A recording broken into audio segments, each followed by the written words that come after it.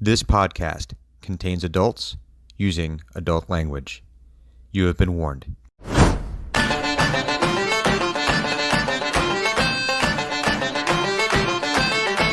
Looking back on the past when we still had a chance, we were pawns in a game that we could not win.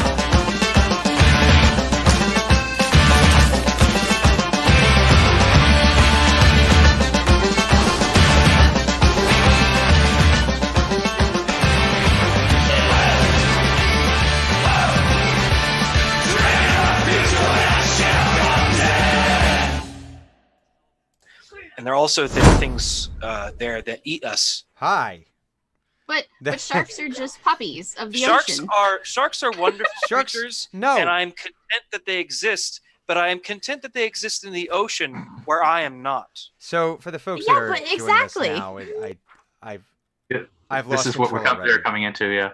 We are We're I discussing should my- send you the video of me and then my friend, and we were scuba diving, and a 15-foot shark swims under me, Nope. and I grab onto its fin and I start swimming with it. Nope. It's so much It's fun. fine. They're puppies. Nope. And that's okay. But that happened to you. And that didn't It happen. was fun. Guys, And- I mean, here I spent all day working on what was going to be the demise of Team X. But you know what? Clues already has it. Let's just go swim with sharks. That's Yep. how that's gonna be. Hugon It's will remain fun. on land where there are no sharks. And also I don't- because Land the sharks. I don't rules fuck say with the that it sharks. are fight Land water. shark, ma'am. Listen, all I I'm will hearing kill in the my shit head- out of a bullet. I will do it. All I'm hearing in my head right now is the Godzilla cartoon theme song, but with Tunic in it instead of Godzilla. So, hey, everybody, it is Sunday. It is just past 4 p.m. Eastern Daylight Time, and that means it is time for another episode of Team X. There will be no sharks that we know of. No sharks were harmed that we know of in the making of this episode. Yet. But listen, it's the day is young. Things can happen. These things go off the rails so very quickly.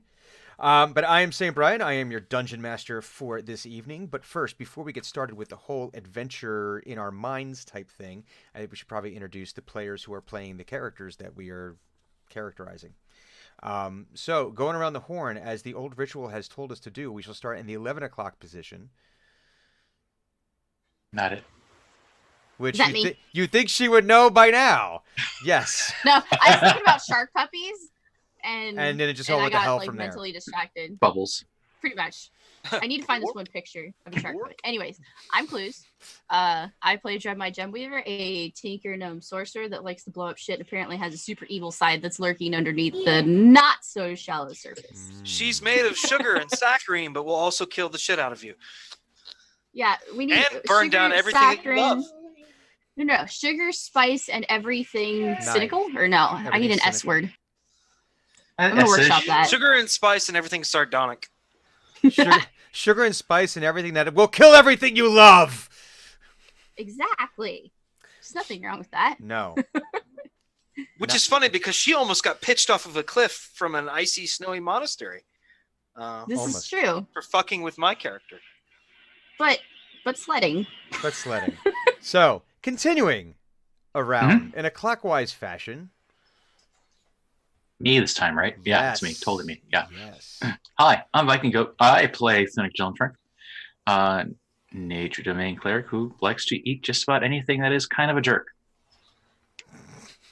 We're tightening that circle now. Before it was anything. Now it's anything that was a jerk. Yeah, I think spiders are jerks in the D&D world, it seems, largely. So, Wasps. therefore, spiders are okay to eat. Okay. Why not? And I think we also established that he's the hominid incarnation of Wombat. He is a chunky lad. Yeah. So continuing around the clock here, around the table, as it were. I am Blind Cleric. I play human fighter Hugon Valander. And I think yesterday, well, last session was a dream sequence. So we need to reset his threat level in terms of his agitation. Mm-hmm. I think we're still in the yellow right now, which is kind of Baseline. while you're on the plane called the Shadowfell. you're never gonna dip below yellow. You're just kind of hover there, and then you can always go up. So he's Grump level yellow There you at go. all times right now. I think Hugon's in desperate need of a cold beer and a warm hooker. So, Well, now or the other way around, a warm beer and a cold hooker. I don't know. It could go either way. It's just a Shadowfell. I don't like that either. Both of those things I do not like. Anyway, if you're just tuning in, this is definitely not a PG-13 rated stream. No. This is fucking hard as fuck. So, Listen, we've you it's don't been bring fo- children to this show. We're 5 minutes in, and Okay. we've already exceeded our allowed number of f-bombs. So, Hey, what the fuck can I say? and last but by no means least of our cadre, did we lose him already? Huh? No, he just went. Gideon said nope. He's And- just AFK. And Um, sprinted out of here. I hope everything's okay. Well, let's continue with the introductions here. And Well, I'm Roz, also known as Purple Monkey Robots, and I play a tiefling bard named Eno who enjoys walks through the library, leaving books behind, and mocking the foes. oh, Yeah. So for the folks who listen to the podcast, our friend the blind cleric sprinted off screen, but he came back with his beer. Well, so- my kettle went off, and I was like, Oh, it's shit. here. Oh yeah, my beverage. So Yeah. when we last left our heroes, they were in the Shadowfell, engaged in a mission to attempt to find a way to somehow clear up the soul acne that Drenmai had inflicted upon herself when she performed a ritual to free someone named Laura Lissa Fiedlerson from some form of slavery, some kind of mystical arcane slavery by a rival group that has its own designs on Pinedale and the Chandlewood. So they had traveled far to find a possible cure, and this journey has led them to the Shadowfell. Wherein, after being chased by new creatures, which we have aptly named the Creepypastas, they took refuge in a small town where they partook of the local commerce, the local food and local drink. Thunuk pushed his luck just a little too far, tempted fate one too many times. And as the result of a critical failure, a natural one, on a Constitution saving throw when he decided whether he would or would not try the dessert. Last week he was treated to a fever dream of I don't know if epic proportions would be quite right, but I mean, he did die. That's he a pretty did die. righteous fever. He died in his. This is true. He did die in his dream, where they were confronted by some form, some visage of an adversary they have met before. Way back at the beginning of season one that was originally identified possibly as Marcus Valander. Which is a problem It because he should be dead by over 100 years by now.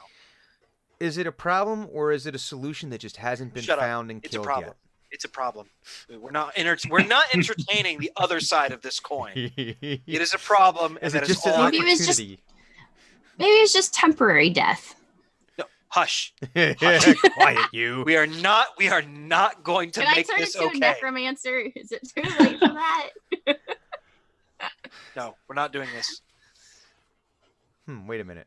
What are the I want possibilities? to be a death. I want to be a death necromancer. Shut up. She's Shut gonna be a up. No. necromantic artificer. No, I forbid it. It's my backstory. I forbid it. Rebuke. Yes, Rebuke. but now they have become intertwined. I can start fucking with Hugon's backstory now. You already fuck with Hugon. Period. I know. I love it. Backstory. But yes, they were greeted in battle over this crystal. But before they had actually made their way into the Fortress of Memory, as they thought they were doing or at least Thunuk thought was happening, Drenmai had gone gallivanting off with Laura Lissa to pursue what appeared to be the shadow or the shade of the person who had originally held sway over Loralissa's souls. But when they returned to the battle, Dren was transformed. Somehow she and Loralissa had become one amalgamated Patera earring wearing. I'm so much taller now. It looks weird And there from was a here. name that came up. I forget who did it. It might have been Roz there. Someone put a name in the chat for who it was. It was Drenlissa. Walked in and Yeah. absolutely, and in one fell swoop, absolutely obliterated. No, in one fell swoop, stole Hugon's thunder, Well, that too. That happened as well. which is, to be fair, completely on brand for the Yes. two of them. So, but after and had appeared to take on some kind of maybe not so nice persona, and at that moment, Thunuk woke up and realized it was all a dream, and maybe he shouldn't have been eating the way that he would have, or the way that he did, but probably not. I'm not sure he's going to come away from that nightmare with that bit of information. Yeah, he's not going to learn his lesson. He's going to think No. about things, but one of those things is not going to be his diet and what he eats right before he goes to sleep. I think he's going to be super concerned about what took place in the dream. There's nothing in his mind that's going to connect that dream to the fact that he overate. So, but as he woke up, still feeling a little crampy, little gurgly in the stomach area, realizing just flop sweat, just need to sleep it off. He woke up and he did see that Dren was sitting in the corner, fiddling, tinkering with Rozzy. Not to be confused with Roz, the player. The completely different entities here. Just to make sure. Completely different R name. Yes, not not- you. You know. I haven't turned him into a mechanical thing yet. Again, we come to the word yet. It's How do you feel about being the $6 million man, Ross? Well, I'm already a robot that's purple and a monkey, so I mean, we've got all the I'm pieces fine. somewhere. somewhere. We had all these extra pieces when we put them together. I guess they weren't needed. I don't know. These are bonus parts, clearly. Extras.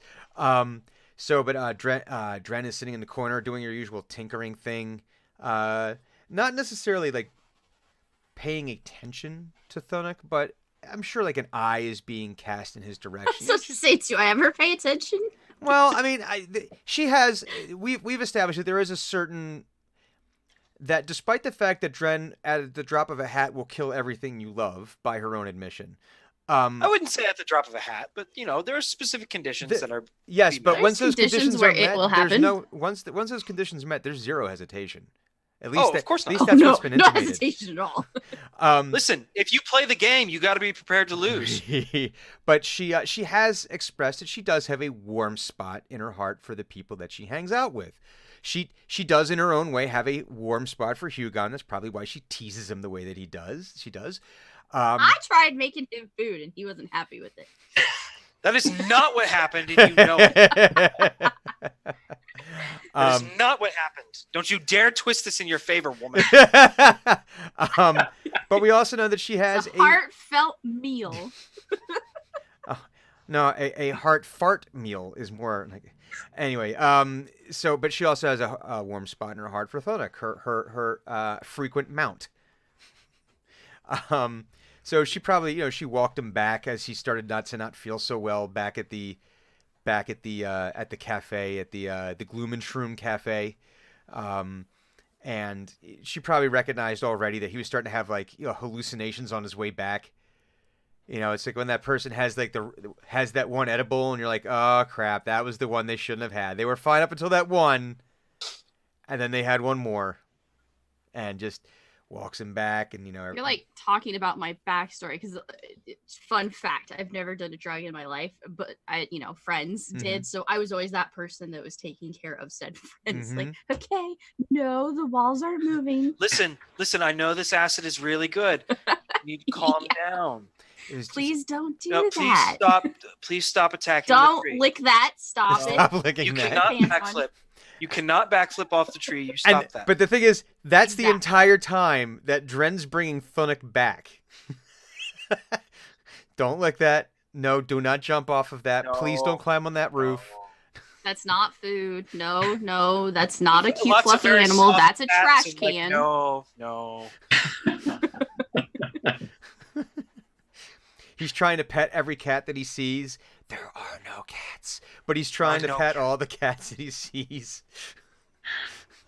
There are too many. I can legitimately see people like, why is he petting me? Good kitty. Good kitty. There's some very confused Shadar Kai that are walking around like. As if they didn't have enough problems already. Now there's a food drunk Firbolg. And No, Drenmai's it's just just like- like, he went and he did the food challenge at Gloom. Okay, never mind, I got it. Yeah, This happens sometimes. Just move along. sometimes the fungus gets its own fungus, and it just goes, it goes bad, it goes south. So you eventually you're somehow able to get him to calm down, crawl himself into bed because you're not getting him into bed. You tuck him in as best you can, but the blanket just isn't quite big enough. It's only one side gets tucked in, then the other side pops out. So you can try to tuck that side in, but that side pops out, and you just kind of yeah. like. I can't imagine they have any bedding here that is No, going to there's be like Canuck there's like size. you've try to piece together a few. You probably stole around and snuck away a few extra blankets, trying to piece together a reasonable solution. In the back of your mind, you're already starting to work on the mathematics of expandable Firbolg blanket that can still be travel Oh, size. I 100% have already been thinking about like a travel blanket or travel bedding for Sanuk. That could be deployed in some way. Exactly. Sleeping bag of holding. Oh God, I love it. So this is why I look forward to Sundays so much. So as you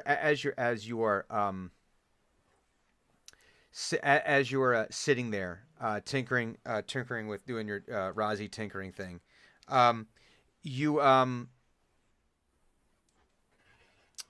hear a voice in your head, and it's Laura Liss's voice. I was about to say this isn't unusual, but okay. I hear the Continue. voices, but this time it's Laura Liss's. I'm hearing voices. Shut up. And she says, "Can you hear me?" I'm gonna look around. Put my finger to my head. Hello? She's like, "This is weird, isn't it? This wasn't. We didn't."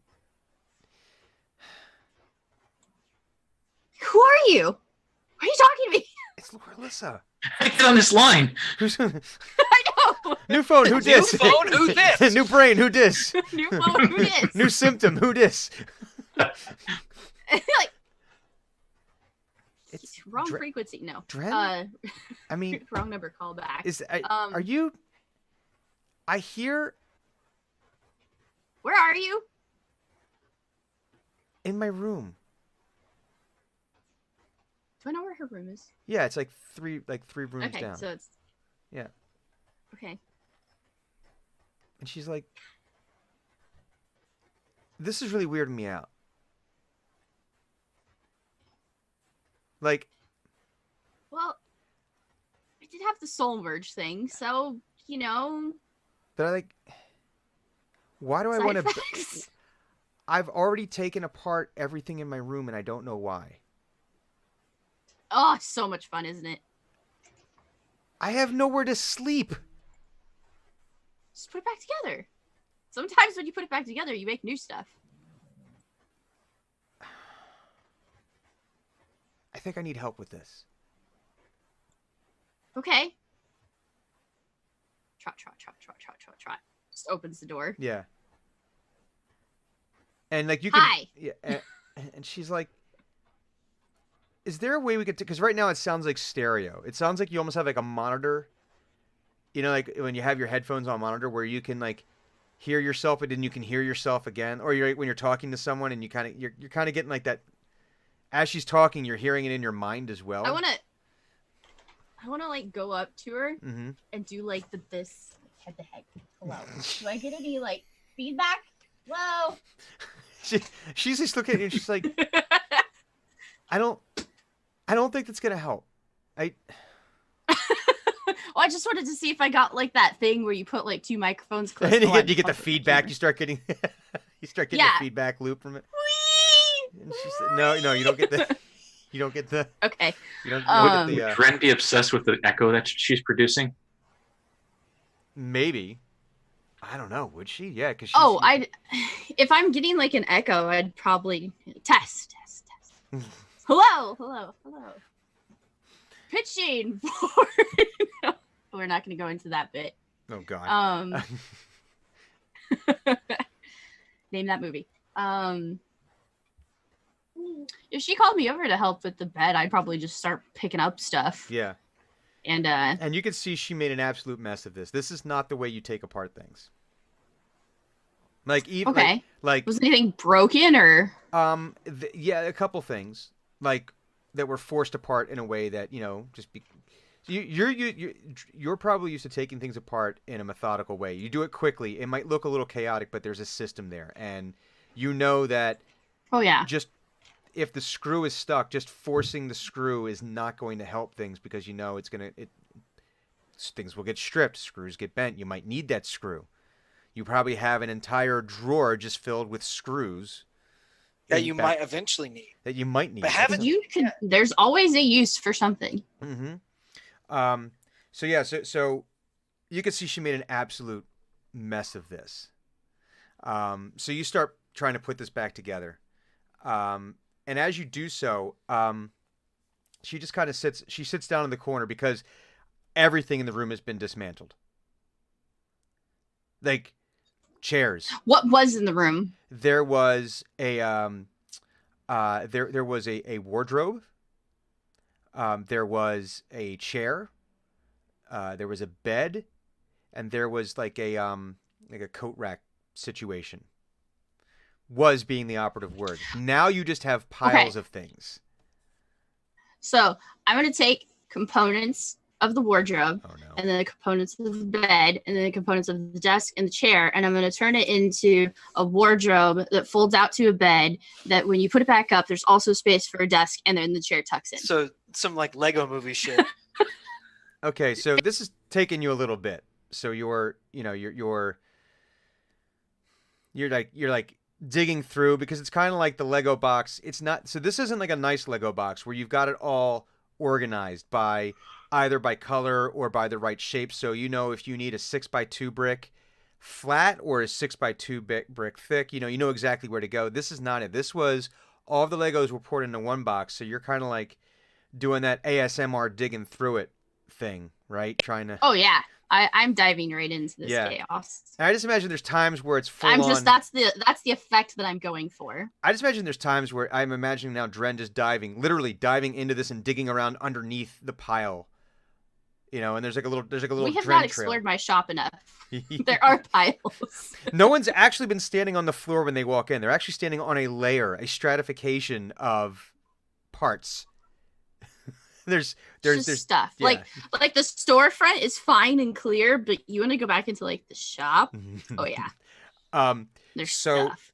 As you're doing this, she kind of sits in the corner, and Razi, followed you down, and he just curls up in her lap and goes to sleep. And like little puffs of steam coming out the nostrils there, and she's just sitting there, and she's like absentmindedly like scritching him like right in the back of the head. Give me like little scritches. Scritching the mechanical dragon. Yeah, scritch Well, right by the wing. he's not 100% mechanical. You'll find fleshy bits in there. No, he's even worse. I already didn't like him. Don't like him more. What the fuck is this? And she says, "Have you been having any? Like, I took a nap and I was having some weird dreams. Like, since we got here." I don't think I've slept since we got here, right? It's possible. Dren probably hasn't. No, she. Yeah, I feel like I haven't slept yet, so I don't know.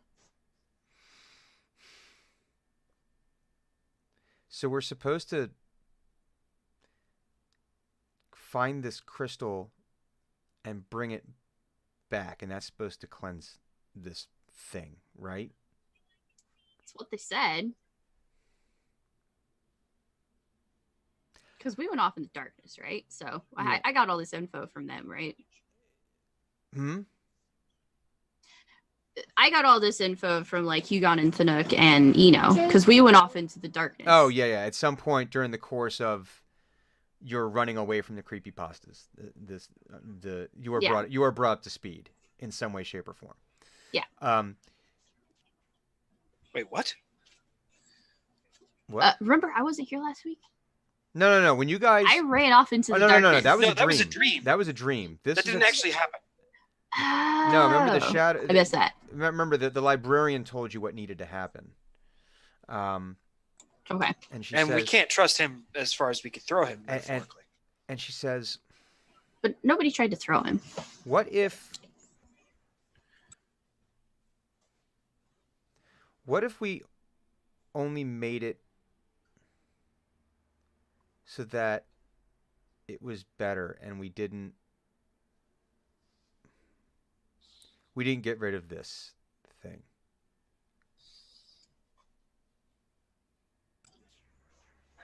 Well, it's slowly killing my crystals, so I have to get rid of it. No, but what I'm saying is, what if we fix that? Because it sounds. Okay.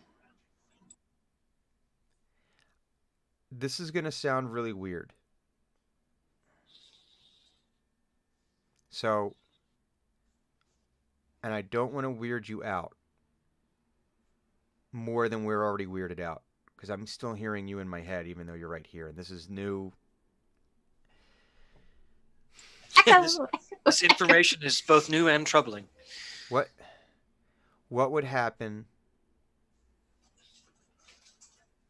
if we decided to, instead of having two souls, what if we only had one?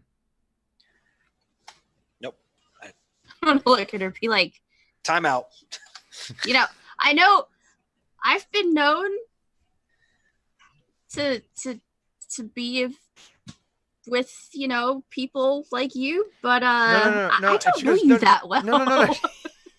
She goes, no. I don't mean like that. I don't mean like that. I mean, Hold on. she says, no. Make this so awkward. I need to know you better. You got it. I mean, I need to know you better. we haven't even gone on a date yet, so She's like, no, what? No. I tried to have you out to dinner. You weren't into it. No. I mean, Rozzy likes you, but that only gets you so far into my good grace. she's like, no, I'm. When you have like a dog or cat test. Jesus Christ. Rozzy test. It's the Rozzy test. It's a Rozzy test. No, she says, I mean, I think that there's a way that we can be the same person.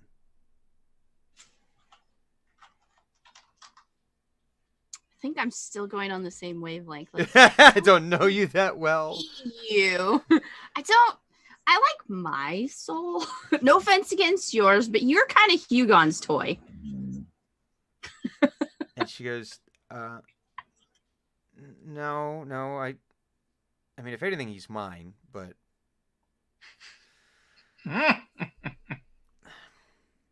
okay. No, I mean, I'm writing that down to tell Hugon later. she says, I know, I've just been having this overwhelming thought since we got here that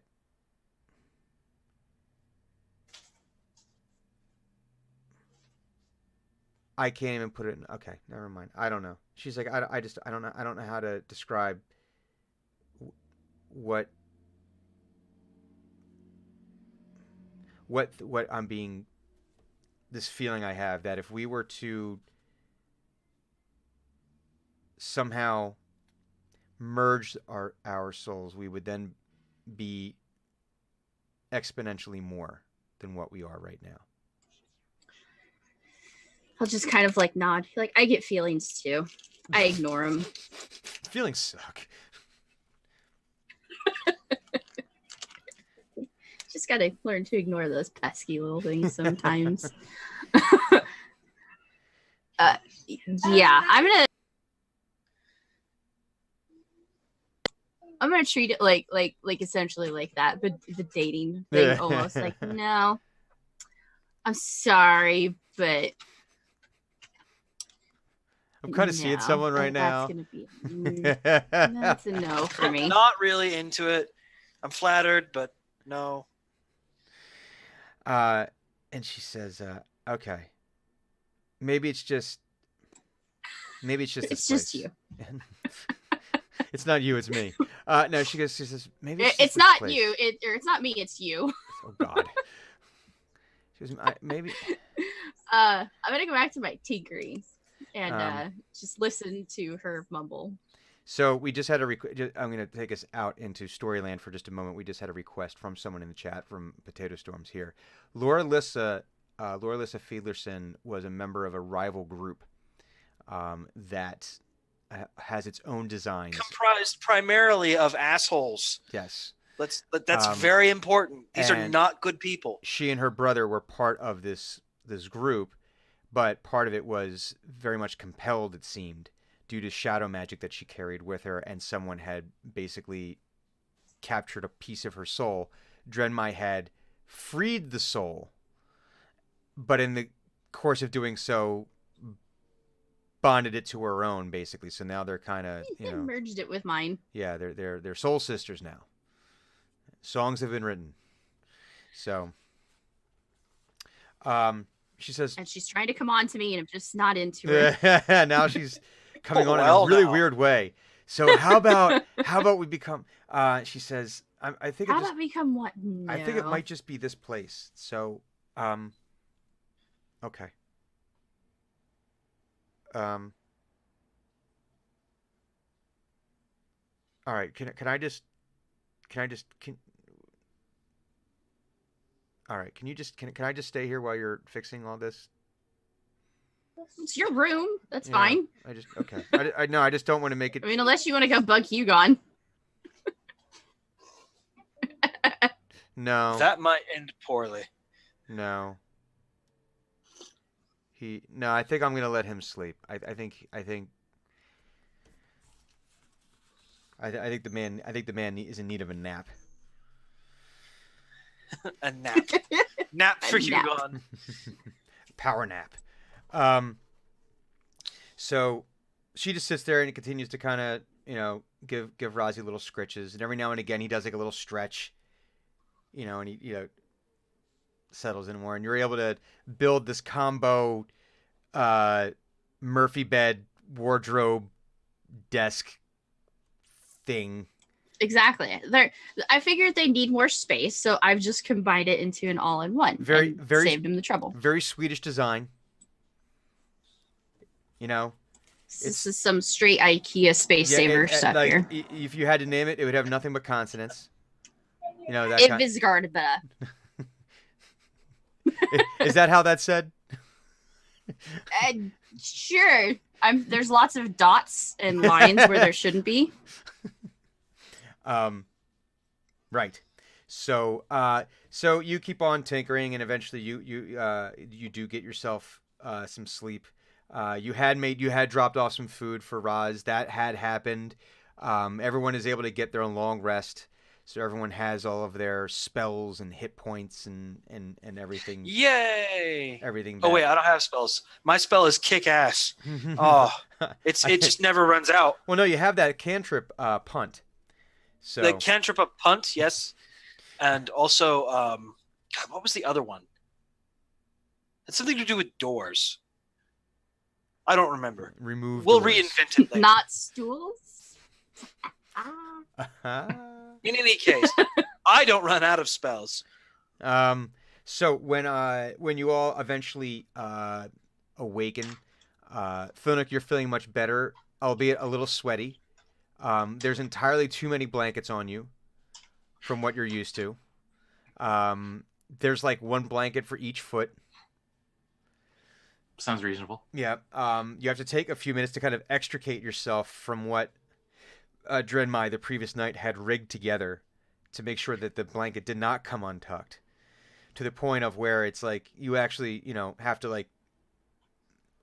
Is Thunux semi-mummified, basically? In Pretty coziness? much. Yeah. It's like someone came. It's like, how like when you go into like a hotel and the sheets are very, it's a very, the bed is made very tightly. Well, they did that. She did that, but you're in it. But she did it with multiple blankets, and to keep the blankets together, there's knots, and some of the times the blanket has been tied to you. So, a whole mess if you're trying to get out there. But you do feel better, although a little sweaty. You have that kind of night. You wake up and you're kind of hot and kind of drenched a little bit. Yeah. So now you're just basically a warm, moist Fearbolg. That's the worst way to wake up. Moist in areas that you didn't know could get moist. So yeah, you all wake kind of when you feel like you're supposed to, because there is no sunrise. When you wake up, the sky is the exact same color as it was as you went to sleep. For all you know, it's still the middle of the night. You're not entirely sure. You make your way down into the common room where there is something that passes for food. Gruel, not for the folks that are eating. And so here's the question. I know Hugon's going to eat because, it's first thing in the morning. Hugon eats. This is very true. As far as everyone else, when you see like this kind of gray looking gruel over with some kind of lumps and chunks in it, does everyone have breakfast? I have eaten worse things out of worse vessels, so I'm not very thrown off by this. If we were going on a journey, I might have like a few little provisions with me, so I might throw some of that on there, like some mushrooms or nuts or something. I just imagine Dremma has just a bottle of hot sauce she carries with her and just. Yeah. Caffeinated hot Should sauce. invent my own. Oh my god. Yeah, I should invent my own hot sauce. Caffeinated. I'm writing that down. Caffeinated Hot sauce. hot That's Or when you something want I your would kidneys to totally both shut down and give you the shivers. I'm fine with that. Would caffeine Yeah. survive a vinegar environment? It doesn't necessarily have to be a vinegar environment. There are all manners of way to make hot Well, sauce. imagine if it Point. can survive like a soda where there's a lot of acidity, it should be It's able true. to survive. The pH vinegar. level shouldn't really matter. The Mhm. capsaicin might, Yeah, because the way it binds Yeah. to molecules is to grab its fat layer and we're then getting rip it way asunder. too into this. Does Eno have breakfast? I'm always curious about the morning routines of someone who's like on, because this isn't like Roughing It, right? You're not out in the middle of the woods, but this is Right. this is parts This unknown is certainly here. not glamping. Certainly not. No. This is the kind of place that like Anthony Bourdain would have gone, like happily. He probably would fucking love it here, Yeah. to be clear. Right, He'd probably be all about it. This is a Bourdain place where, like, Yeah. he's gonna take you around and you're gonna learn about this place via food and know more than you ever thought you could ever know. But yeah, so does Eno have food like this? Well, Eno definitely wakes up and the first thing he does is grabs his lute and tunes it. Mm-hmm. So he spends 15 minutes tuning it, and then he puts on everything, and goes down to breakfast like fully decked, and probably looks for an ale and and bread, and just kind of has a light thing. He wouldn't want to eat a lot. So he's going for the union breakfast. Yeah. It's the steam fitters breakfast there. Beer and some bread and it's Maybe a about- little meat, Now, as we said before, did Thunuk learn his lesson? How is Thunuk's stomach feeling? Does Thunuk have breakfast? I believe he said Thunux was feeling okay now, so he will have learned no lessons whatsoever. What do he is his will in Constitution fact score, by the way? What is your... something ridiculous. Let me check real quick. Oh wait, it's not ridiculous at all. It's just a 14. Okay, well that's fine. That's pretty hardy. A 14 is a pretty hardy Constitution. Where you're probably able to process that. Where someone else might be like sick for like the rest of the day. It's kind of like, nah, just power through and good to go. And he's probably like, I'm actually a little bit hungry now. Less hungry than normal, but I feel a hunger. I should eat. You have a hunger. He probably would have a bowl of the gray goop, Goopy. the goopy gray stuff. Mm. Is it anything like the? Do you remember the Matrix?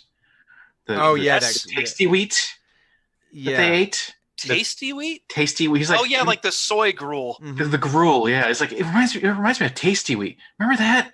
Like I think this is in my mind. don't. It's basically like It's gray, everything you need. tasty wheat, gloppy, and it's basically got the stuff you need, but it tastes terrible. Yeah, it is bland.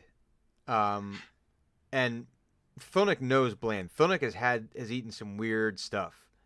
Mhm. He's eaten sticks. Thunic has probably licked paper in his day. This is Probably. What? Licked paper. Eaten paper. No. What? Why would you do that? It's not for food. Sometimes you're hungry. No. Also wrong. It's got fiber. No. Also wrong. But No, not in the the factual way. But in this is more. it's just probably not something don't. you do. You probably won't know it's not food until you try. But I imagine Never have I looked at a sheet of paper and been like, I want to eat that. this is probably the conversation that's I feel happening like over breakfast, Sanook- though. Yeah, and I feel like Sanook would win that game of never have I ever. Oh, absolutely. Until you got into some there's probably some weird places, in which case then Hugon has never lost. Have you ever bathed? That's got at some point. I think the group has to play Never Have I Ever, because that would be funny as hell. It would be a fun, even just for the fact of figuring out stuff. It'd be fun. The things that everyone has in common that no one knew. It's like, hey, look, we've both gone a month without bathing before. Who here has ever eaten their own toenails? I mean, it's just... But I imagine that's the conversation that Hugon and Thunic and Drenmai are probably having over breakfast. That at some It's point, more of a conversation that's happening around Hugon, and he's just constantly interjecting, what the fuck is wrong? yeah, with yeah, exactly. Where Thunic's like, man, you probably said, but you're probably like, this tastes a lot like that paper I licked once, and then I probably just set it off with wait, what? Thunic's like, yeah, that time that I ate paper. Excuse me, what the But fuck? Is wrong? why? Sometimes you eat paper. No, sometimes you do not. And Drenmai's like, yeah, you do. You never wondered how paper tastes like? Here. No, I haven't. God, you're weird. What if you designed something really cool and then you did realize that it could blow up the entire planet, so you decided to eat it so nobody else could have it? It happens sometimes. I am That's a very specific situation. shocked. It was just an example. I ate a poem once. See? Was it good? No, Metaphorically. Oh. it wasn't. The poem wasn't good. I was gonna say Oh. the paper or the poem. Well, I mean, did it taste better? Hugon's like, am I the only fucking sane human being around? You're the only human I being know, and, around. He would not get that, and then he'd be like, shit, I'm the only human here. So yes, clearly. F. Wait, isn't Laura Lissa human? She is, yes. Oh yeah. Is she there? Is she talking about eating paper? No, she's sitting at you guys have pretty much two tables, round tables, pushed together, and she's sitting on the other end, and she's not eating the gruel, she just has a beer, and she goes, no, I've never eaten paper, so I don't know. And Drenmai, in your head you hear, I totally have. Oh, I 100% rat her Besties! out. She's lying. Shut up.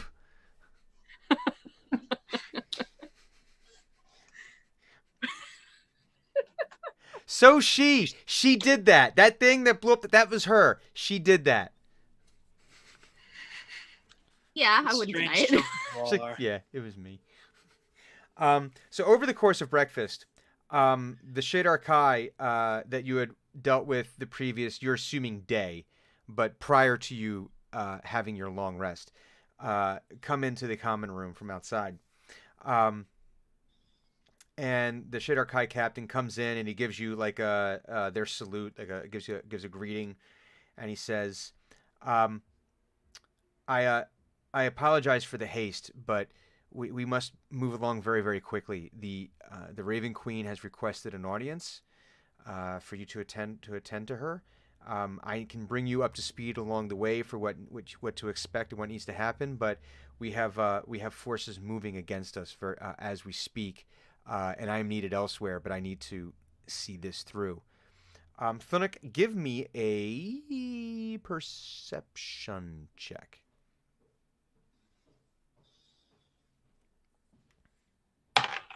16. 16. This is eerily reminiscent of your dream from the night before. Like, almost identical the way you came in. I have advantage against paying attention to officers. But we could also re-roll that history check, but we could reestablish Yeah, it. I know. I'm kidding. No, I'm just listen. trying to No. freak Sonic out. Oh yeah, well, it's going. This is starting to play out very, very similar to the way that you. Except now, one noticeable difference: everyone was pissed at you the previous morning, or when in your dream. In your dream morning, they were all mad at you because you had kept them up all night, if you remember. Yes. Are they still mad at me? No. Because I kept them up? Oh, No, okay. you did not keep them up this night. They all I'm slept. disappointed that you eat paper, We're but I'm not talking about mad. paper. Yeah, this is more akin to Somehow. like a normal conversation you guys have had over breakfast, and it usually starts with you or Dren saying something like random of, "Hey, I did this thing," and Hugon being like, "What the actual fuck?" You know, it's just. Explain yourself now. And everyone learns a little bit more about themselves and each other. As soon Have- Go ahead. Please. I was gonna say, as soon as Eno hears that same thing again, he taps Hugon on the shoulder and says, "I'll take care of this." And for an hour, we have advantage on wisdom saving throws. Wait, do we all remember the dream, or is it, we're only just? No, Hugon. just only Thunuk only remembers. Hugon. Only Okay. Thunuk. Thunuk had the dream, but Hugon's the only one that remembers. Yeah, Thunuk is the only one that remembers the dream. Everyone else had despite the fact that the dreams you had were bleak and Mhm. sometimes borderline disturbing. It's nothing that you very much remember. It's just it's that feeling you have when you know you had unpleasant Okay. dreams, but you have no recollection of exactly what they were. So you just So have it's that. like deja vu that he's gonna have constantly. Yeah. Yeah. Well, everyone else, like you wake up Okay. and you probably had that where like you wake up, you know you had bad dreams, you forget what they were, but there's that emotional residue that kind of sticks with This- you. But Thunuk, you remember this dream. You remember this dream pretty well. This was a very vivid dream that you had. Okay. But you're starting to remember it now. It's like, oh, wait a minute. I remember the Shadar Kai coming in. I remember them saying that we were supposed to meet with the Raven Queen, that they were going to tell us what to expect along the way. Okay. Remember all So that? this is basically like day one of Groundhog Day looping. Yep. Of like Bill Murray's getting his toast, and he's like, "Why is everyone sitting in the exact same place?" Mm-hmm. It's the same song. Yeah. Yeah. All right. You know what, Potato Storms? I'm not going to punish you for that. That is excellent. Yes, everyone has the deja blues. That is. I'm going to give you that one. That one will get you out of word jail. Does Thunuk actually know about Marcus Philander? Yeah, I don't recall. Okay. No one, like the only thing that you know based on the adventure like a year and a half ago, Mhm. Yeah. is that Hugon saw somebody who he'd only ever seen in portraits. And Okay. he knew what this person was, but he didn't like fully get into it with you guys. Did he ever share the name? I'm trying to remember if Hugon ever said, "This looks like Marcus Valander, my grandfather." I think it looks like we say- did with the what was it? When the mask came off, when we were like in Dreamscape or something. Yeah, I think he said Marcus. It's entirely possible that he would have maybe said the name by this point. Okay. At Okay. least. Yeah. If not at that point, but in the aftermath. Mm-hmm. Okay. Thunuk is going to say, I think I had a prophecy. I think I had a vision. May have just been bad stomach stuff, but a guy with the mask that you know from that one thing that we did when we came to town the first time, but we didn't come to town the first time. With the Knowles and the fire. We're gonna see him today. Really? Yes. And more Knowles. Yes. More Knowles. All right then. Yeah. You guys were acting I'm funny. actually super surprised that Hugon is just believing him. Like, I mean, okay. like it's like when you don't want to disappoint a child, so you just kind of roll with it. Okay, fair enough. She's like, "Nope, I know it. Yup. Yes, we're gonna go see a live dragon. Yes, I know. Yes, that's exactly what we're gonna go do. Yes." Mm-hmm. Yep, exactly. And then if you want to be an asshole, you like ping them on it later. Be like, "Hey, where's that dragon?"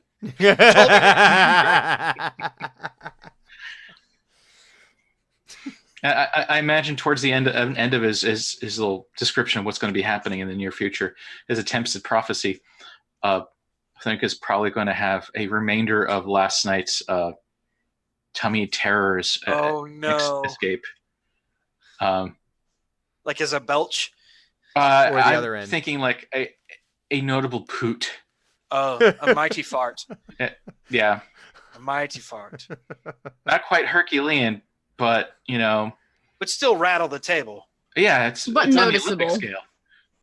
Like the glasses shake and they do the fucking his There's a Ripple thing. T-Rex on its way. his back Like, cracks holy just a little shit. bit. He's able to get that little back crack just a little bit. Just you Smells like I'm back in the Underdark. know. It has a musty smell. And the Shadar Kai captain is just sort of looking at you and like, I don't understand the things that you just said, but we must be on our way quickly. interesting story. Be quiet. He says, you can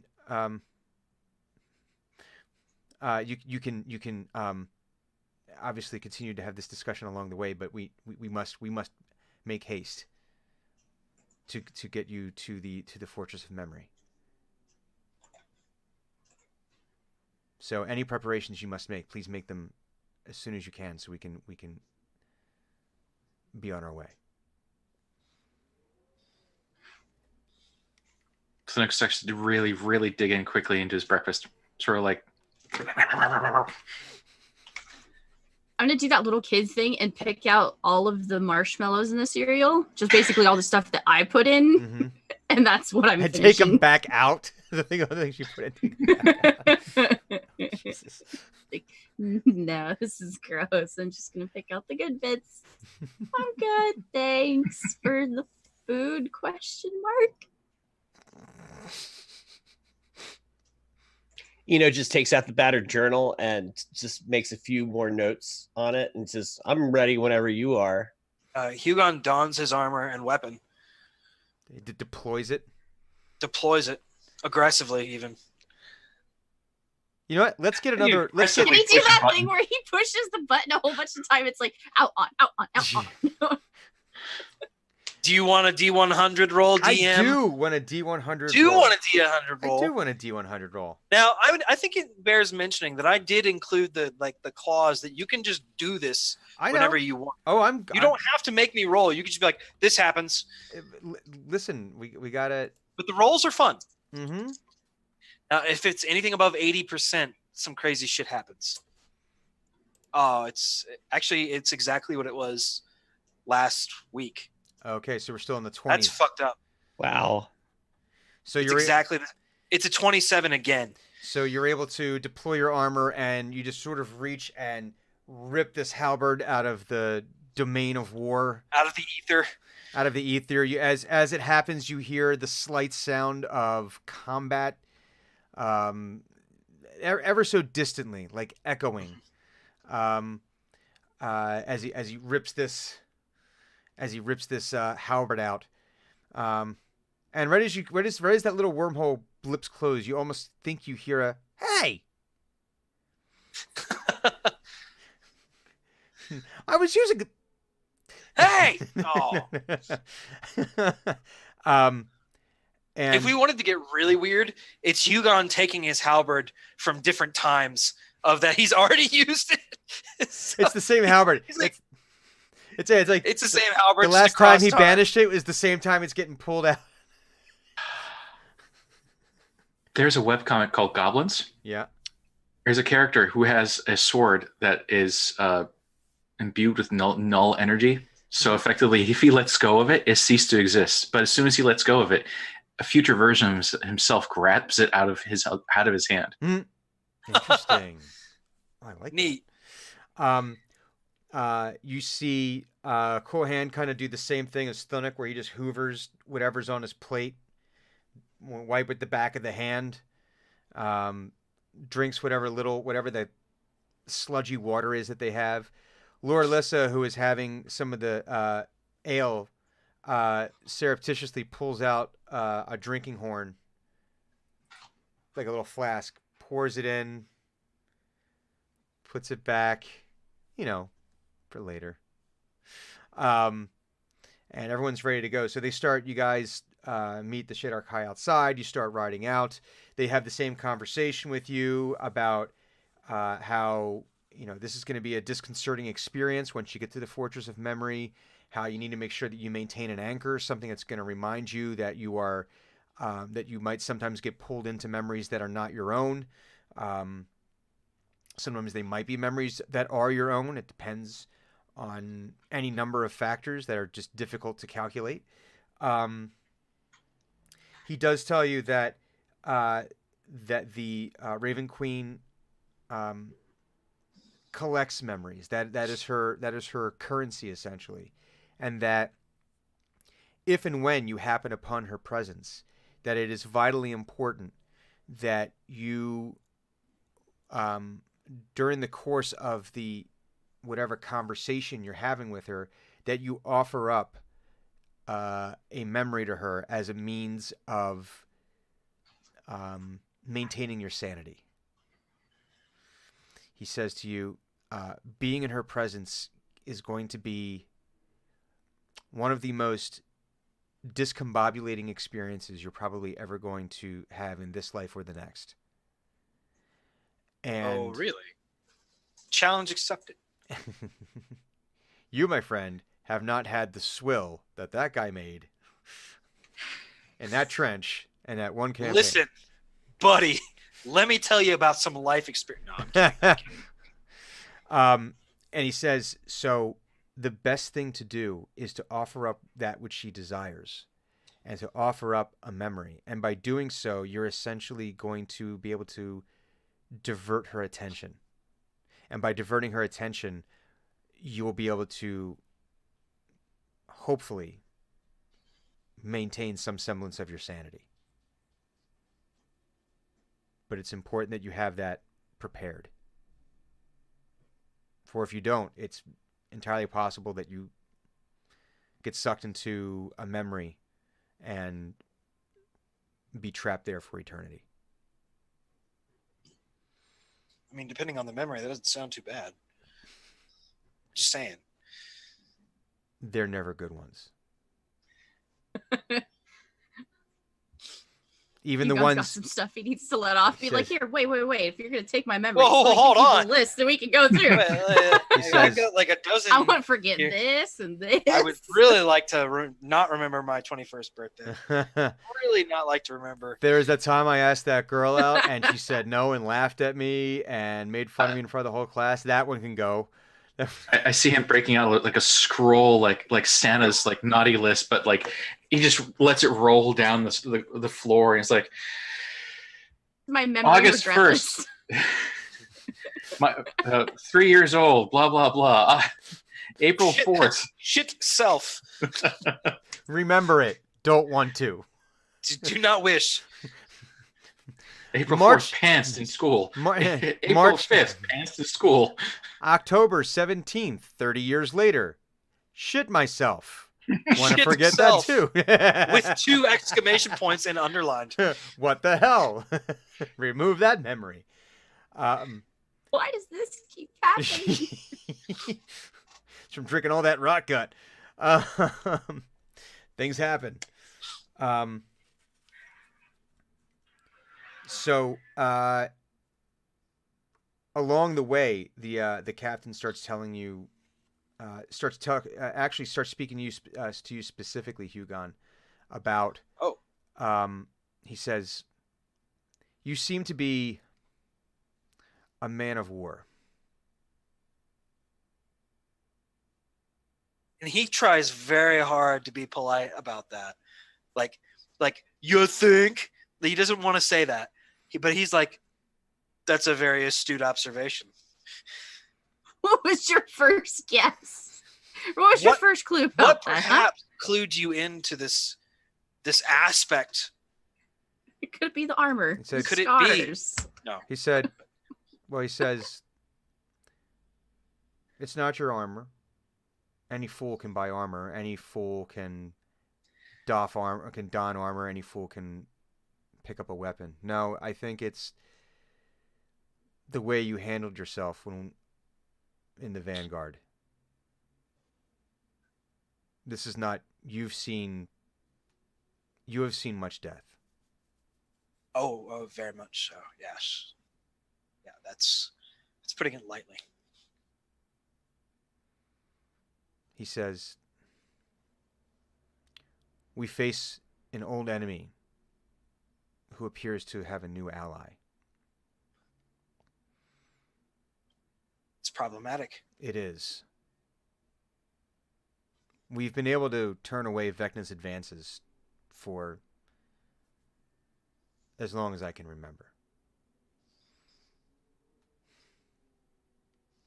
But those things that we fought, we've never seen them before.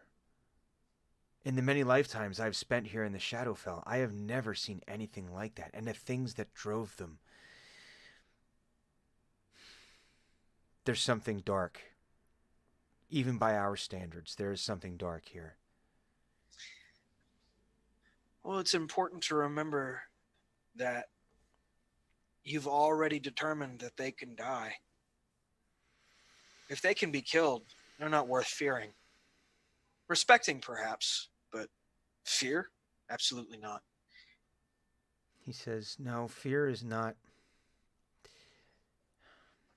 That is not what I fear. I fear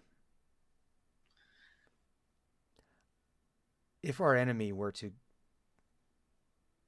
gain access to the fortress. I fear not You have what a our god. I fear not what our enemy could do. I do fear what their new ally might be able to do. Well, have you considered finding new allies of your own? They are few and Maybe far something between. a little scarier?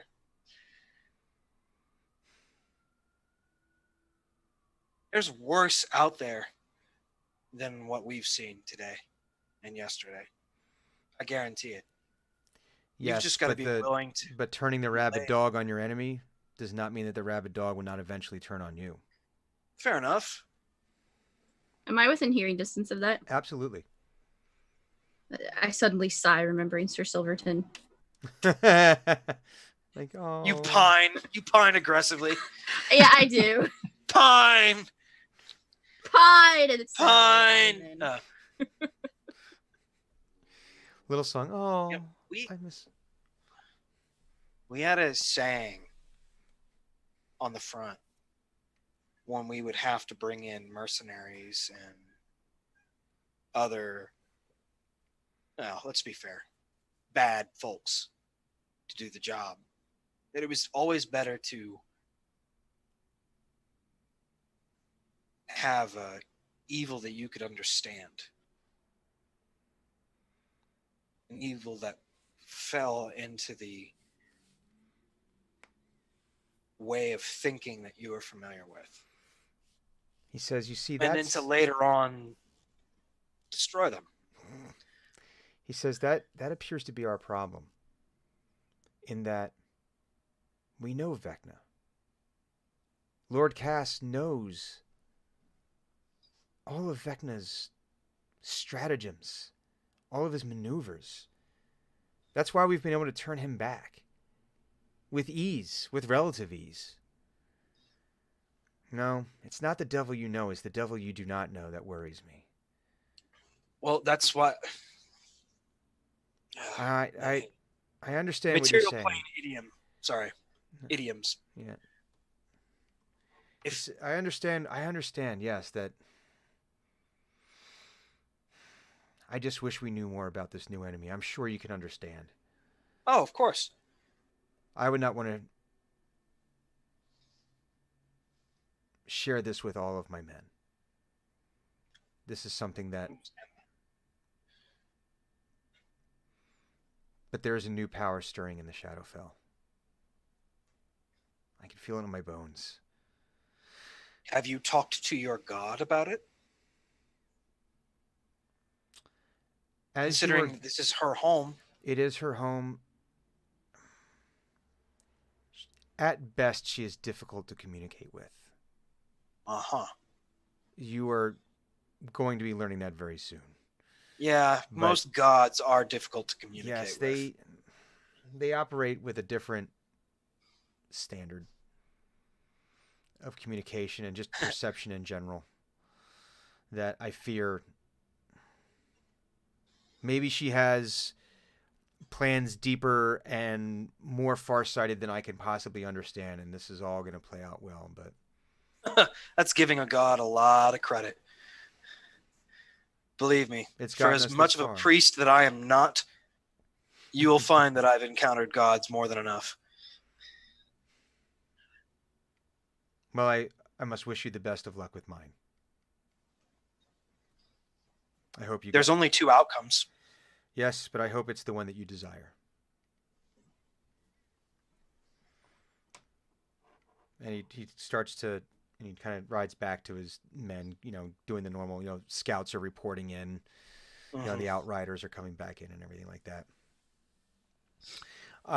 You have a relatively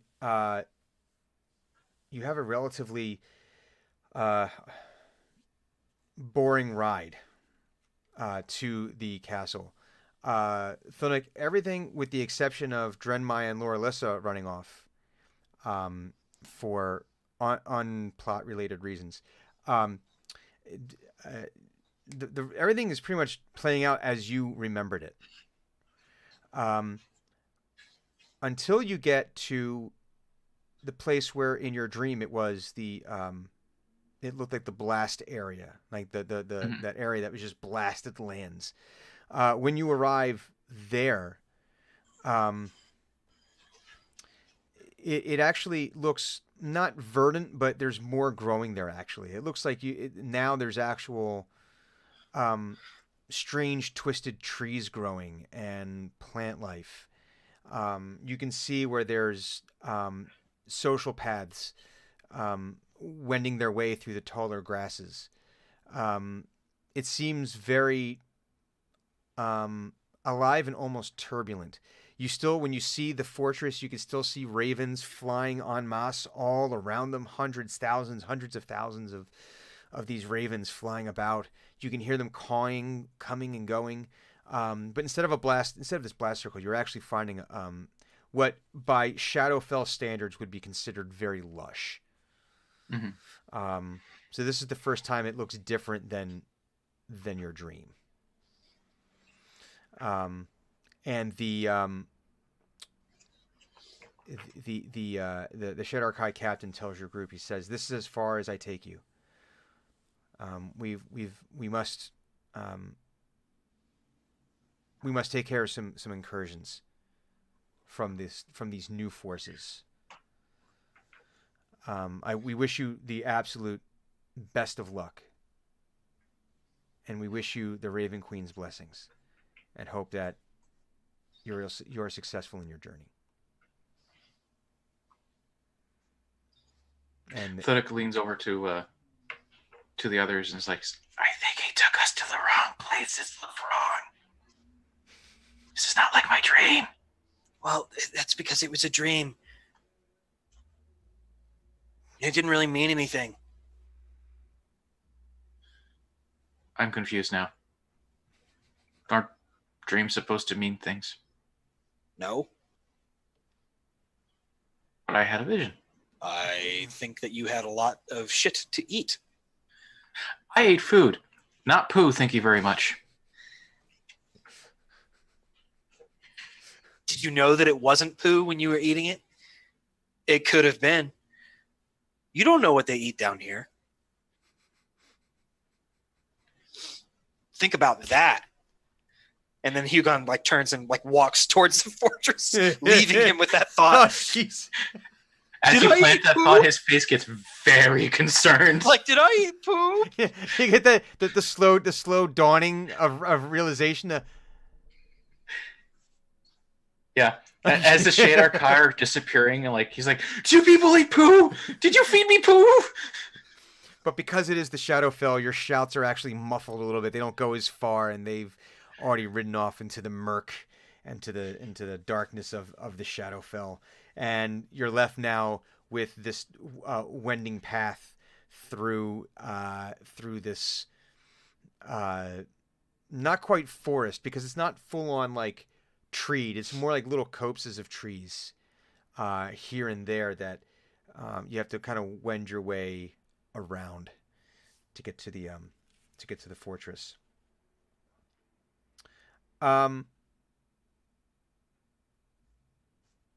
Everybody give me a wisdom saving throw. Uh-oh. I know that I'm not pointing at you, but I'm pointing at you on my screen, We have advantage. Oh God. Ah. Yeah, what do I get to add to my wisdom saving throw? Are you proficient in wisdom saving throws? No. Then you only get your ability modifier. Mhm. Could be worse. 15. Oh, 50. Okay, 15. 20! Woo. Dirty 20. Not natural. Dirty 20. 20. Yeah. 13. 13. 10. That's so much better than the 4s you were rolling. But that's with And the advantage. 1, I think. Yeah, that's with advantage. 10. Oh God. I mean, it's bad, don't get me wrong, but it's better. Oh, wait. 9. I have minus. Never mind. It's worse. It's worse. F. As you're walking, you start to find yourself in the same memory we described last week. Go through that whole repeat. So, we're not going to Hugon headbutts you straight in the face, and grabs you by the horns and starts shaking. Thonek, this is playing out exactly as it did in your dream. He's got the knife out. You grab his hands. He's able to bring himself back. It's happening again. It's happening again. Dreadmai, this is the first time you're seeing any of this. Just looking at Thanuk because he's panicking. He's like, what? This is what happened last time. Being attacked by a dog? How do you believe me? What happened? We came, in my vision dream, we came here, and he started doing that with the knife.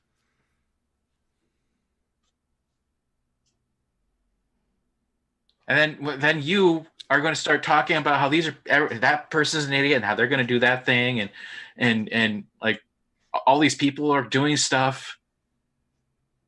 That is Giant finger waggling everywhere. It's so insightful. Thank you so much. That's very helpful. The sarcasm is thick. I'm trying to. I'm glad you're like. I'm glad you appreciate this. That guy with the mask is going to show up. Why don't you lead the way then? Okay. Wait, was that what happened last time? Yeah, I think I'm fixed, right? I got headbutted. Okay. Yeah. Okay. So I'm like going, Ow. Oh. Even through the horns, it hurts. Okay. Go ahead. He's going to do his best to navigate around where he thinks or remembers these things taking place, like, or at the very least, when we get there, he's going to be like, and right about here is when you start doing this, and this thing start happening, and except it's super vague and not accurate. It is super vague, not at all. but at the same time, the timing is correct, and Hugon, you actually do start to see some of these visions from the aforementioned battle. Oh, should I roll a save? Yeah, it's roll another save here. All right. Huh. I have a Advantage. 14. Is that with advantage? Yes, that is totaled with advantage. Okay. So you are firmly aware that this is not actually happening. Right. But you are seeing these ghosts of much fainter than what was described last week. Last week you were as close to being full on in it without completely losing your grip on what was real and what was not. This is more like as he's describing it, you're remembering these things in very vivid detail, not to the point where you're quite seeing them live. Right, and this is the point where Hugon starts to get a little like, okay, this has gone from idiotic like fever dream nonsense to some shit is occurring. We don't know how real it is, but it's getting there because to the best of my knowledge, Hugon has never described his military career in any way, shape, or form. No. I don't believe it's come up. Thunux to like be pointing out and being like, oh, over there is, this is happening. And like Hugon's like, oh shit, yeah, that's in the general direction of where that was happening. I feel like this would be, I wish there was a cynicism check. Because cynicism check. Well, I mean, so it's like when you see the psychics do their thing. They're speaking just vaguely enough, or just specific enough. Where the John Edwards thing, where it's like, I'm looking for a C, Charlie, and someone raises their hand because someone in the room is going to know a Charlie. Right.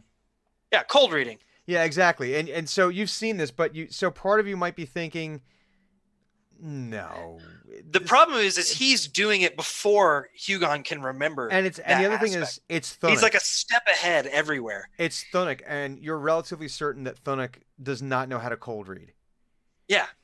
Or you've been getting the deep con this entire time. Oh my god, that would be amazing. Or Thunuk is a shitload smarter than he lets on. He's actually just an enormous, both figuratively and literally con man who can talk to animals. Absolute genius.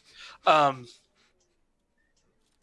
like through this, like Hugon is like quietly remembering to himself, like verbally, but like sort of in a whisper of like, like over there where that's happening, and this is where the line was formed, and then over on that hill, that's where we had the artillery, and all those sorts of things, and like Thunuk is like spot on every single one of them. Very interesting. And so like occasionally, like he'll like kind of like look at Thunuk, like the back of Thunuk's head, like what the fuck is going on? Like because Thunuk's leading the way. He is leading the way. That's right. Let me see something real quick here. This is exactly what I'm looking for. Don't you love that? Exactly what I am looking for. Perfect page flip. I love it when that happens. I couldn't do it again if I tried. Eno, give me a perception check. And please don't make it one of your normal trash rolls. Roll well. Ugh. That's gonna be a 10.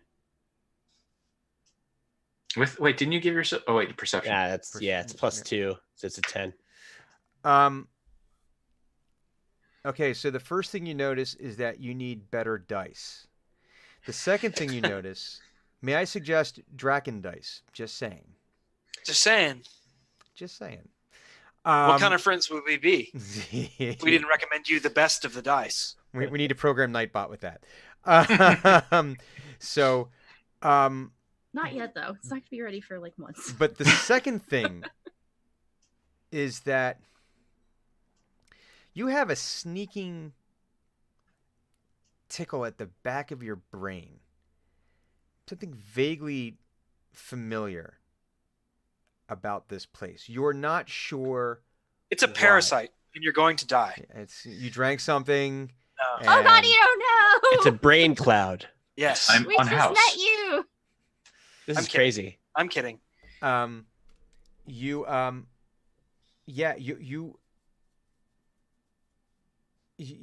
don't know why, and familiarity might not be the correct term, but it's like when it's like when you walk into a room because you knew you're walking specifically in that room to do something that you know had to be done, but the second you walk into the room, not only do you forget what it is that you wanted to do, but you forget the entire train of thought leading up to it. So you can't even backtrack the thought process. It's like when you get to a certain point where your thought process where that train of thought that track just ends, and you almost time skip. Where like, wait, I don't, not that you're like losing time, but it's like you forget why. You just know I was supposed to do something. You know it was important. But there's no grasping onto that thought. Every time you get anywhere near something that could potentially even remind you what that thought is, it slips out. It just slips right out of your grasp. Eno's used to that. Mm-hmm. It happens. It's the horns. They act like as like transmitters, and he has a thought and it goes boop, and gone. Hugon, give me a perception check. Okay. That I believe is a 13, but let me verify real quick. So I don't think He's not the Yes, perceptive fellow. it is a A 13. 13. You feel a little itchy. That's it. Just okay. A little itchy. Probably like am I being bitten by things? Not by things, no. It's just Okay. little. So it's like a mental itch. Yeah, I mean, you catch Kinda. yourself kind of doing like, doing one of those like, oh, why am I itching? Through the armor. Yeah, exactly. Yeah. So you start to approach the actual fortress. You find yourself at the door that you found yourself at prior.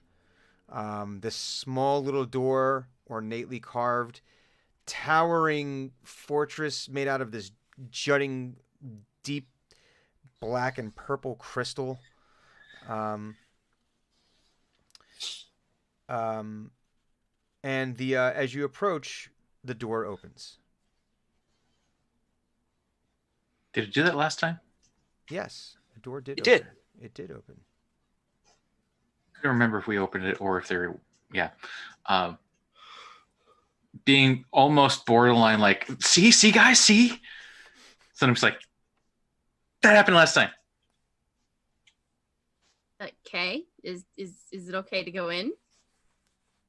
The guy with the mask is in there. Okay. Starts walking towards the door. I believe you. And Hugon walks in right in after Jen. Yeah. Mainly because if the masked guy is there, he's got a couple of questions.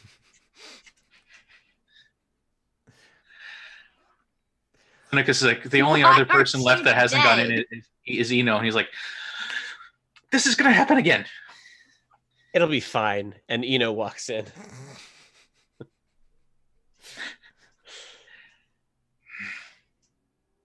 Thunuk is basically just like, I died. And it basically starts walking behind, like, But yeah, and you hear him saying, "But I died. I just." Do we hear him? Or are we close enough? Yeah, you're probably close enough. Because you're in like this smooth crystalline carved hallway, so it kind of echoes. It's got that weird echo. If you've ever been in like one of those shark tubes at an aquarium, it's kind of got like a weird reverb I effect. think we've come full circle to sharks. Yeah, if I hear that, then I'm gonna full stop and then go back to Thanuk. Like, you died? Yeah, the guy with the mask killed me.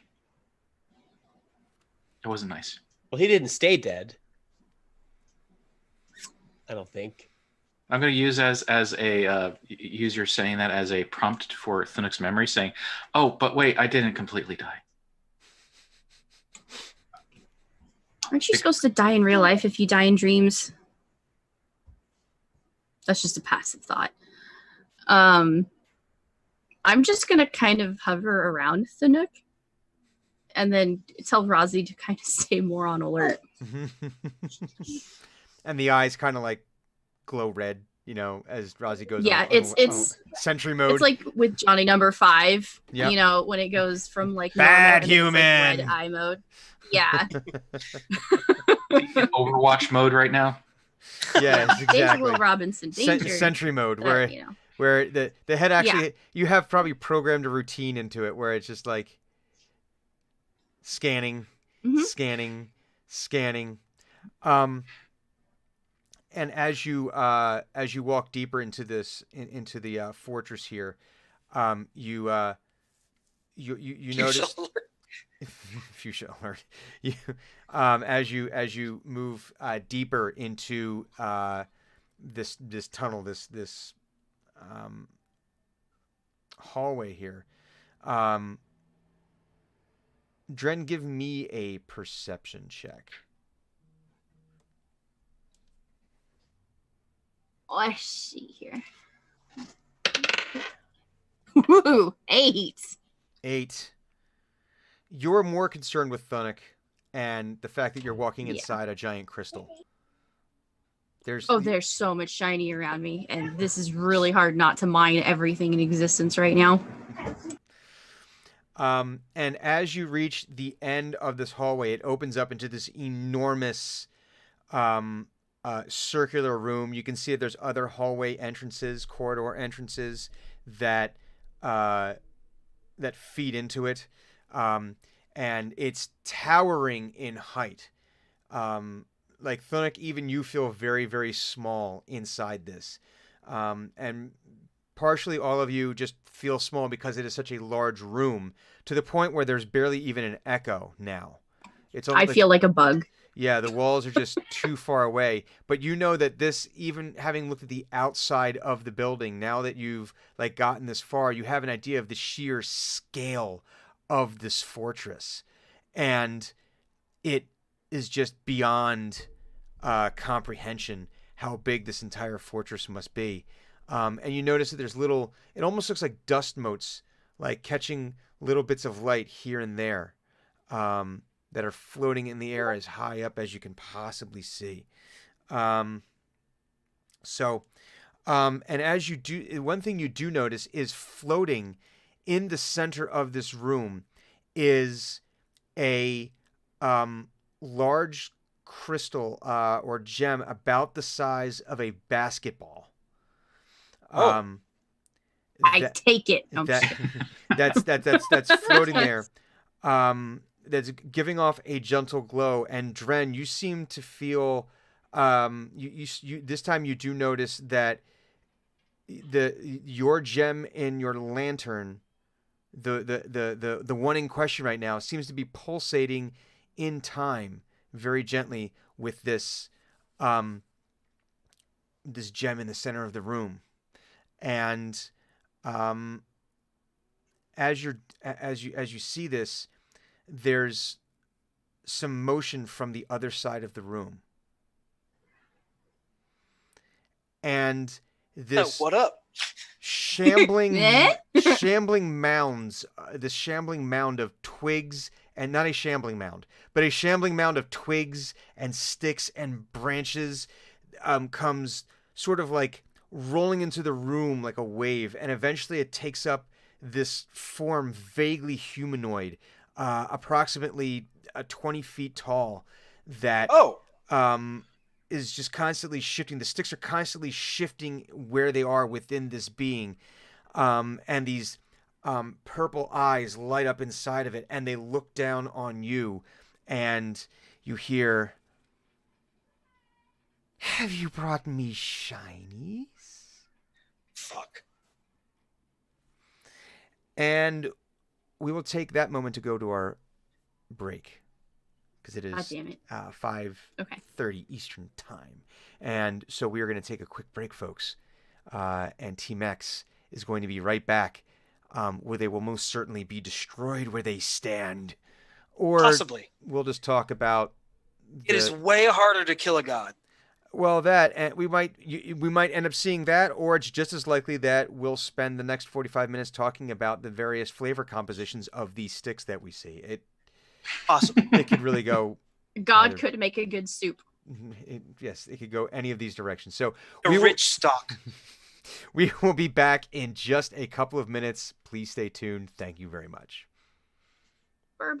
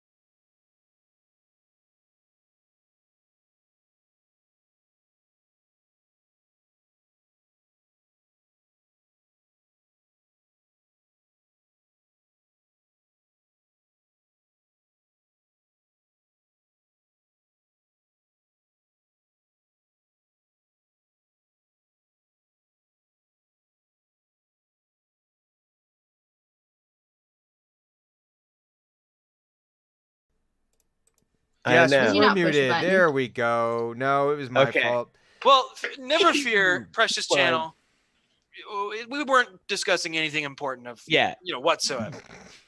We were Yeah. just being hilarious. We all died. It's okay. Yeah, I Yeah. mean, so, I mean, you all fought valiantly, but alas, it is time to roll for Alas, new characters. And alack. Yes. So, I will miss Dren. I just bought the figure too. Did you really? Of course I did. Are you kidding me? That's so cool. I'm already dreaming up things couldn't that I help can build and bring with me to Unplugged so we can do a tactical game with minis. Oh God. Final. Prepare to see a new side of Gideon. No, not like wargaming, not wargaming, more along the lines of what Perkins does at Prime, or what now, I'm sorry, what Jeremy does at Prime. I do not want to dismiss the contributions of Mr. Crawford. Nope. I Um, have He's never done seen Prime yet. Jeremy. What? I don't think he's done Prime yet. I don't think he's not No, been he hasn't. he's not been ensconced long enough to do Prime. Oh, Ah, oh. Nope. This will be his first year At any rate, out there. oh yeah, that's right, because they did Dungeon Heist with that amazing model. Anyway, hey, how about we get back to the game that we're playing? Yeah, Brian. Again, my fault. No one else to blame. That's gonna be that. If we're gonna be doing like team match shirts, that could be the one. It's just the DM shirt is my fault. Yeah, it's my fault. Because Brian's fault.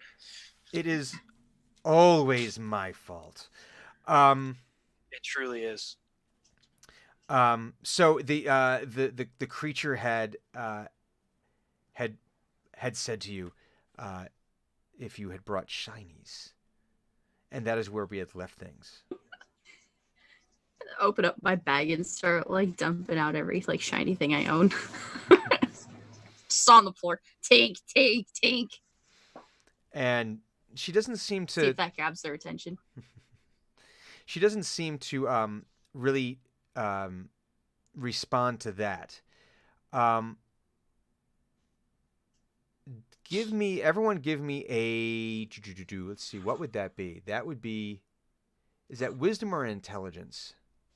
I always forget which one is the one which one's the sanity check. For what? Oh, so sanity is wisdom. Wisdom? Yes. Let's get Almost always. Let us get a. Not always, but almost always. Well, in this case, we shall make it that. So let us a get check or a save? a check. All of us? everyone. Oh, okay. Advantage! I have a 22. 6. Did you say 6? She said 6. My That's- wisdom is negative You know- 1.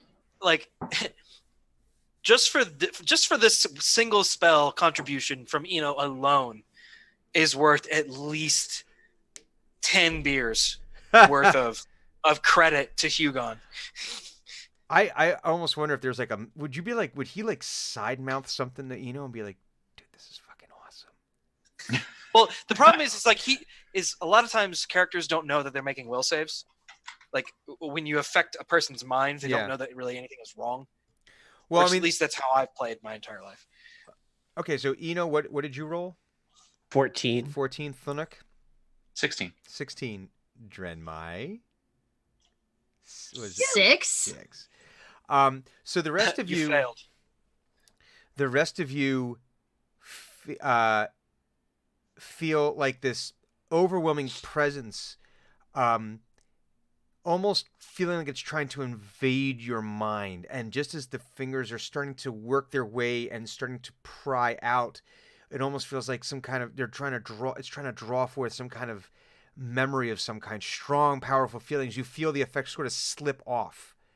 Like you're able to shake it off and have it not take hold. Except for Drenmai. Drenmai, you are Figures. let's see. Give me a D6. Give me a D6. 4. 4. 4, huh? Let me check my notes here. Hang on. Oh, that's right. I don't have any more notes, do I? Oh, I do. Okay. You are overwhelmed by feelings of guilt. Yay, guilt. Okay. Like, just, Yay. like, which I guess begs the question, what would something that Dren would feel guilty of, what would be something that Dren would feel guilty about? I know she lives this Oh, yeah, chaotic you Nutella started- life, but there's got to be something along the lines where she's like, I kind of regret doing that. So I came up when you started talking about the memory thing. Mhm. I actually spent the past week thinking of memories. So It's this very, one very actually meta. comes to mind. Yeah. It is meta as fuck. So for guilt, there's this one when Dren was like about 10 years old, and she had this crush on the boy. His name was Salzin. And he never really like paid attention to her. So this was her first tinkering experience. And she tinkered this little music box that would open up and surprise him with his favorite toy, just like a little gem ball. And she left it, and we were in school, so she left it on her desk, or his desk. That way when he came in, he'd be able to see it and he'd open it. So when this was her first foray into tinkering, and then this is also when she discovered her wild magic. And it went terribly, terribly wrong.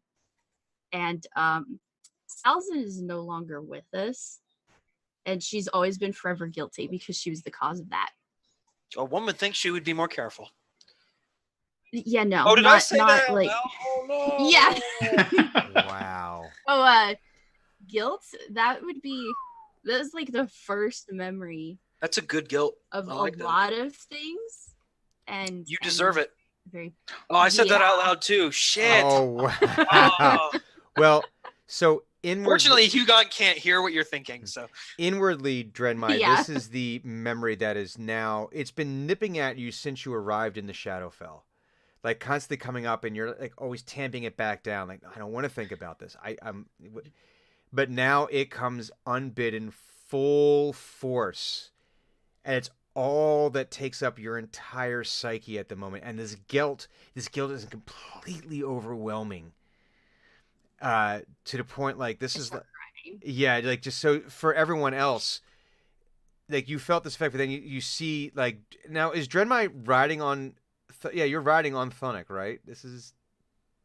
No. I was sticking close to him, so I'm on the ground, but I was close. But you see Drenmai, and it's just, I don't, this would probably be like almost ugly cry territory, just the level of, it's the dark cloud, and then it slowly starts, and then it just builds. yeah. And this creature says, "You have brought me a pretty." And you can sort of see the sticks are all sort of shifting and moving as it kind of hunkers down and gets right at Dren's level. And these stick fingers, long and out of proportion, come and just starts gently stroking Drenmai's hair and like around her head. And it's just like, have you brought me this?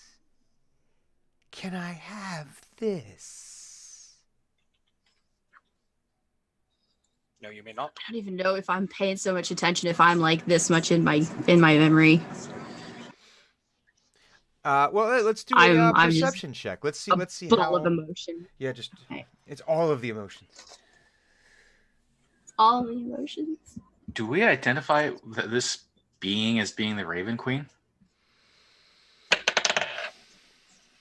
17. Okay, we're gonna come back to that in a second. Let's everyone else Okay. do a religion check.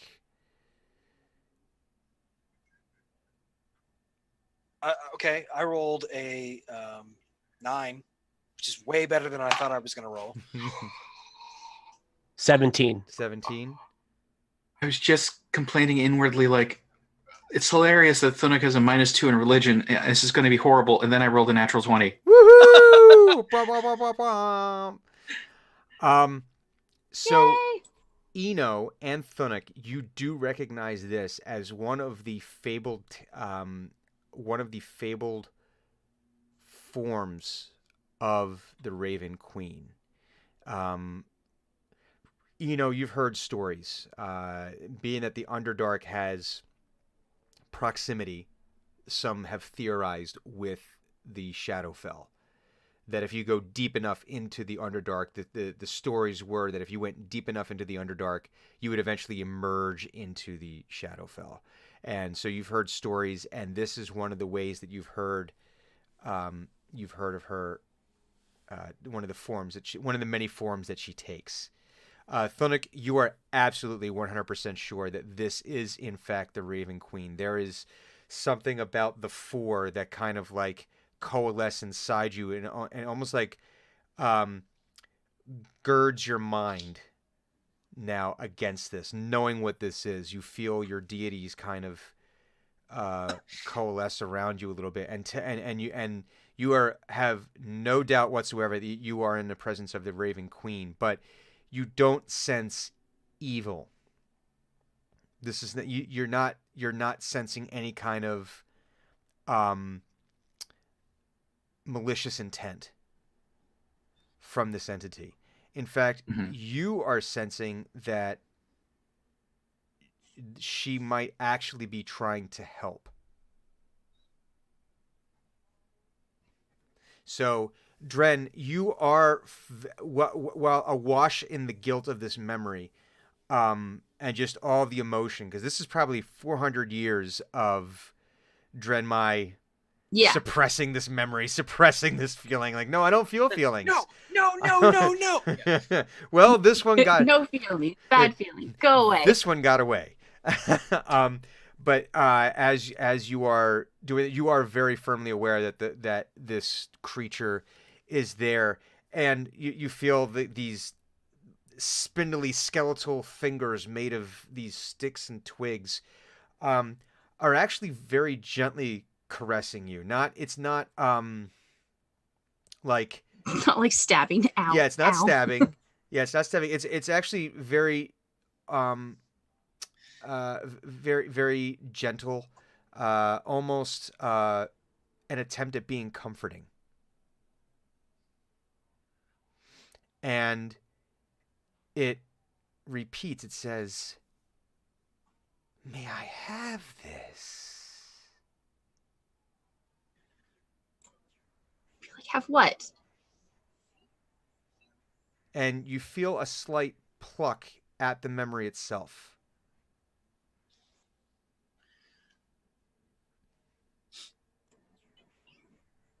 I'm super torn. Because even though it was like one of my worst memories, it was also like when I discovered my wild magic, and it was my first tinker. It's a formative thing.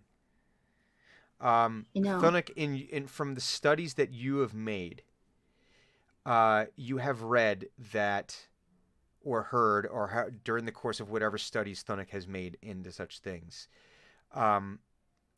that you have heard it theorized. There is a hypothesis out there that the Raven Queen, while she hoards memory, much like ravens, you are very familiar with ravens, and you know they are the worst culprits of stealing things that you have ever met. That if it's something shiny, they're off with it. They're But what you've heard, though, you've heard a hypothesis that the Raven Queen actually does this as a favor. That's a way of alleviating people of the things that hold them back. Like you've heard that it's a way of taking, almost helping you absolve yourself of sin. Oh, okay. Knowing this, Thunuk is going to join Drenmai kneel down by Drenmai and Like lay on the floor. He's going to basically crouch down as close as possible without actually doing that. Mhm. Put Like, his down, hand like on- butt is like at the ankles, head between Yeah, the he's- knees and on the side, like is down.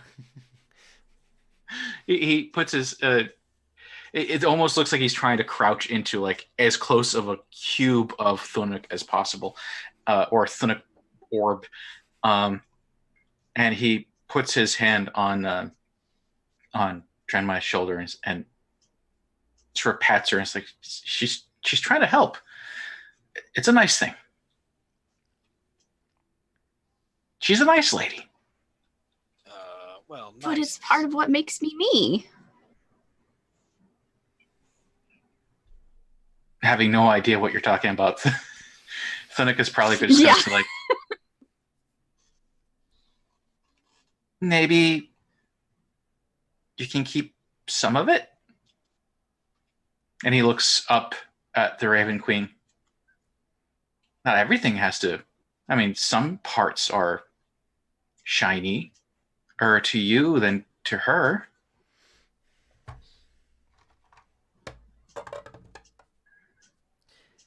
You negotiating with a god? She Right now? says, He talks to gods all the time. This is It Doesn't exactly mean he's unusual. good at it. "You." He's about to call her ma'am at this rate, but that's as pious as he gets. The form starts to condense and get denser, and it gets more humanoid looking. And eventually, standing before you is this ancient looking elf with very long ears, flowing purple and silver robes, black hair that just sort of is just sort of flowing in this non-existent wind, deathly pale skin, and she has a hand on your cheek, Drenmai, and she says, "It's only the bad bits. Let me take the bad bits. Keep what makes you you. Let me take the guilt." I think I'll as I have like kind of like the memory in my head and I don't 100% trust her, Mhm. but I'm kind of in my own like a grieving world. I'll have that like mental release Mm-hmm. Where it's kind of as kind of Oh. the acceptance. like, okay. Yeah. Like and and she lays a hand on your head, and she closes her eyes for a moment. And there's this warm feeling that comes over you as she draws her hand away, and in that is this black orb that kind of comes away, and almost like kind of sticks a little bit and stretches, and then eventually frees itself and comes away. And immediately, the guilt of it washes away. The guilt is gone. And you're able to look back on this in a very objective way, and you see that it was completely not your fault. It wasn't your fault. It wasn't your fault that you were born with wild magic, and it wasn't your fault that it sprung up then. And you also see that there's people, while there were people who were very upset with you, you know that your father understood. This wasn't your fault. And she takes the guilt and she like kind of starts to hoard it. And then you see her form start to shift again into like this roiling storm cloud, as she takes this orb of pulsating and throbbing emotion energy into herself, and this moment of sanity, this lucid moment seems to have passed. And she like all of a sudden the form just like recoils, and and it disappears up into the heights of this room and out through one of the other entrances that you can see all along the top. It just seems like on every level of this fortress there's entrances into this central chamber, and she disappears into one of them. It's just like boom. Like, what was that about? And a raven flies down, and it lands on top of this gem, and it starts tapping on it, ding ding ding ding, and then it flies over to your lantern, ding ding ding ding, flies back to the gem, ding ding ding, like tapping on it with its beak, and then lands in the ground and looks at you expectantly, knowingly, murderously. No, it. Easy there, killer. Hungrily. It's the raven stares at you hungrily.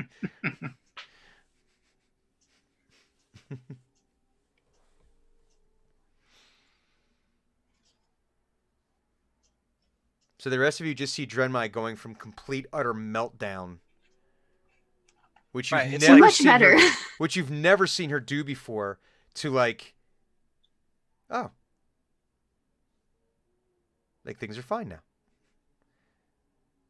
Like she went from like 0 to 500 miles an hour, back down to like, although I mean there's still some residual. You're not going to go all the way back down to 0, but more like 15 miles an hour. But there was like, It's still a significant It's change. like Yeah. after you've had like that really good cry, and then you're just done. Yeah, and like Hugon is like standing there, like, I don't like. Are we done here? I don't think so. The bird's trying to tell us something. Or I can see that, Yeah. but like, Oh, wait, hold on. Yes, hold on. And Thunik speaks with animals, or at least begins to do speech of Easton Leaf. so this is where they understand you. Understand me, and I can sort of interpret. It's like interpretive dance. Mhm. Like it's a two-way mirror. On the other side is a speaker with me, and I'm seeing all the interpretive dance. No. And I'm like, so what's going on? How can we help you? What's up? And it flies back up to the to the gem, taps on it with its beak, and kind of like pokes its head like kind of like in the lantern's direction. And it flies down to your hand and back up. Then it goes up to the gem Yeah. and headbutts it. What? God. That's what he thinks he's supposed to do. And then he looks at the gem. He goes dunk dunk, and then looks at the gem. Looks at the So lantern not rather. hard, like full on, like No, but more like when you're an exploratory bonk. yeah, it's an exploratory bonk. When you're young and you're like, I've learned that you can knock on doors with more than just your hand. Tap on the door. That's what he does. He goes dun dun, and looks at and he stares real hard at the lantern, and he's like, nothing's happening. But the raven looks at you with a quizzical look on its face. And then it looks And over at Thunik's like, over at Eno. It looks over at Eno, and it flies over to Eno, lands on his hand, flies back up to the It was like, clearly I'm dealing with an idiot. So flies over to Eno. So tries to indicate. I don't think I did it right. It's your turn. You're supposed to do it. It flies over to my hand, and then what does it do? it goes back to the gem. It lands back on top of this gem. Do I think that it wants me to pick the gem up?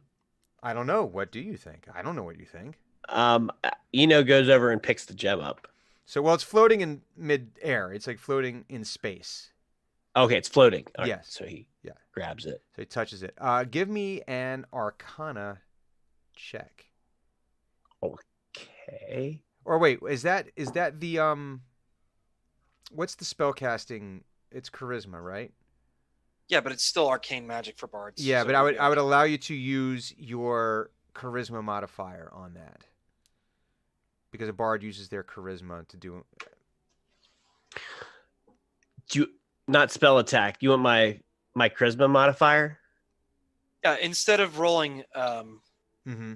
It's the knowledge same. arcana. Okay. Oh, it's identical. I mean, it ends up being the same. Okay. All right, so I'm rolling an Arcana check Mm-hmm. or a Charisma check. Arcana. We'll do it. Okay. We'll just make it Arcana. All right, it's 15. 15. You could sense an energy off of this that is very similar to the one coming off of Drenmai's lantern. Lantern. Okay. But you could say that you can tell there's something flawed about the gem in that there is it seems almost damaged in some way. You think that it might be able to be patched, that it might be able to be repaired.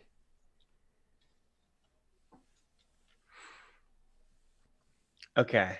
So I would relate that information to Dren. I would say this gem has a problem, but it can be fixed. I'll go over to it and let's see. I'll make my own Arcana check on it. I'll See make what my I know own about assessment. it. Thank you. I will go further into this Arcana to see if I can figure out what's wrong with it, basically. No potato storms. It wasn't broken due to the headbutt. It was more like a head tap. It was a boop. It was an exploratory head bonk. 23. 23. You, in your examination, you are certain now. And as you do this, you realize that Laura Lissa is like kind of mirroring you as you do this. As you're testing this. Told you I wasn't interested. No, just No, kidding. she's not feeling you up. She's feeling the gem the same way. And you feel that because of her being there as well, you're actually getting more information than you normally would. You feel like you're able to see kind of both. This is like, so there's times where you have been having to reach into one of your creations to try to get like something screwed in or a washer set, but you have to kind of do it blindly and you can't, and you're feeling around the opposite side with your hand and you can't ever get anything quite coordinated the right way. And like the nut keeps on falling off of the bolt because things are at an awkward angle. In this case, that is completely not happening because you have Laura Lissa there as well. And you know that somehow, and you can hear her think, this is it, isn't it? But what's wrong with it? It has a crack? It needs the power of friendship. No, don't. That doesn't actually. I don't actually say that. Go kiss Hugon. See if it works. Oh, don't. No. Not a good time. And she says, I don't think that's really going to help what we need to do now. But it's going to be really funny. But it'll be really cool for me. As they're talking through this, like, I think you're supposed to hit it with your head like the bird did. I bonk it. Both of you. I mean, No, stop. Beck's, Stop bonking like, it with your head. He's the Stop. one that said that he's basically guessed what everything has happened. So I'm just like taking what he's saying as gospel. So headbutt. He's been right about everything else so far. So, well, when you headbutt it, nothing happens. And Laura Lissa does the same exploratory head bonk, and that doesn't seem to improve things at all. That didn't work. At the same time. Ready? Set. Right, okay, ready? Hugon just starts Go. laughing at them like loudly. Like not nicely either. Like not with you, at you. That kind of laughing. As Hugon laughs, you actually sense that part of these cracks have start to mend themselves. They So- start to seal. So it's working. Aha! I don't sense that. No. No. Okay, Drenmai I and just Laura wanna Lissa turn who are around right there. And like, Eno, do you still have your It's hand on there? right. My hand? No, Eno, do you have your hand on there? Oh. I mean, I think I would have let go of it Mhm. as Dren came up to start looking at it. I think Okay. I would have let go of it. Okay. Yeah. But yeah, you notice that as he laughs, it feels like the gem starts to heal itself.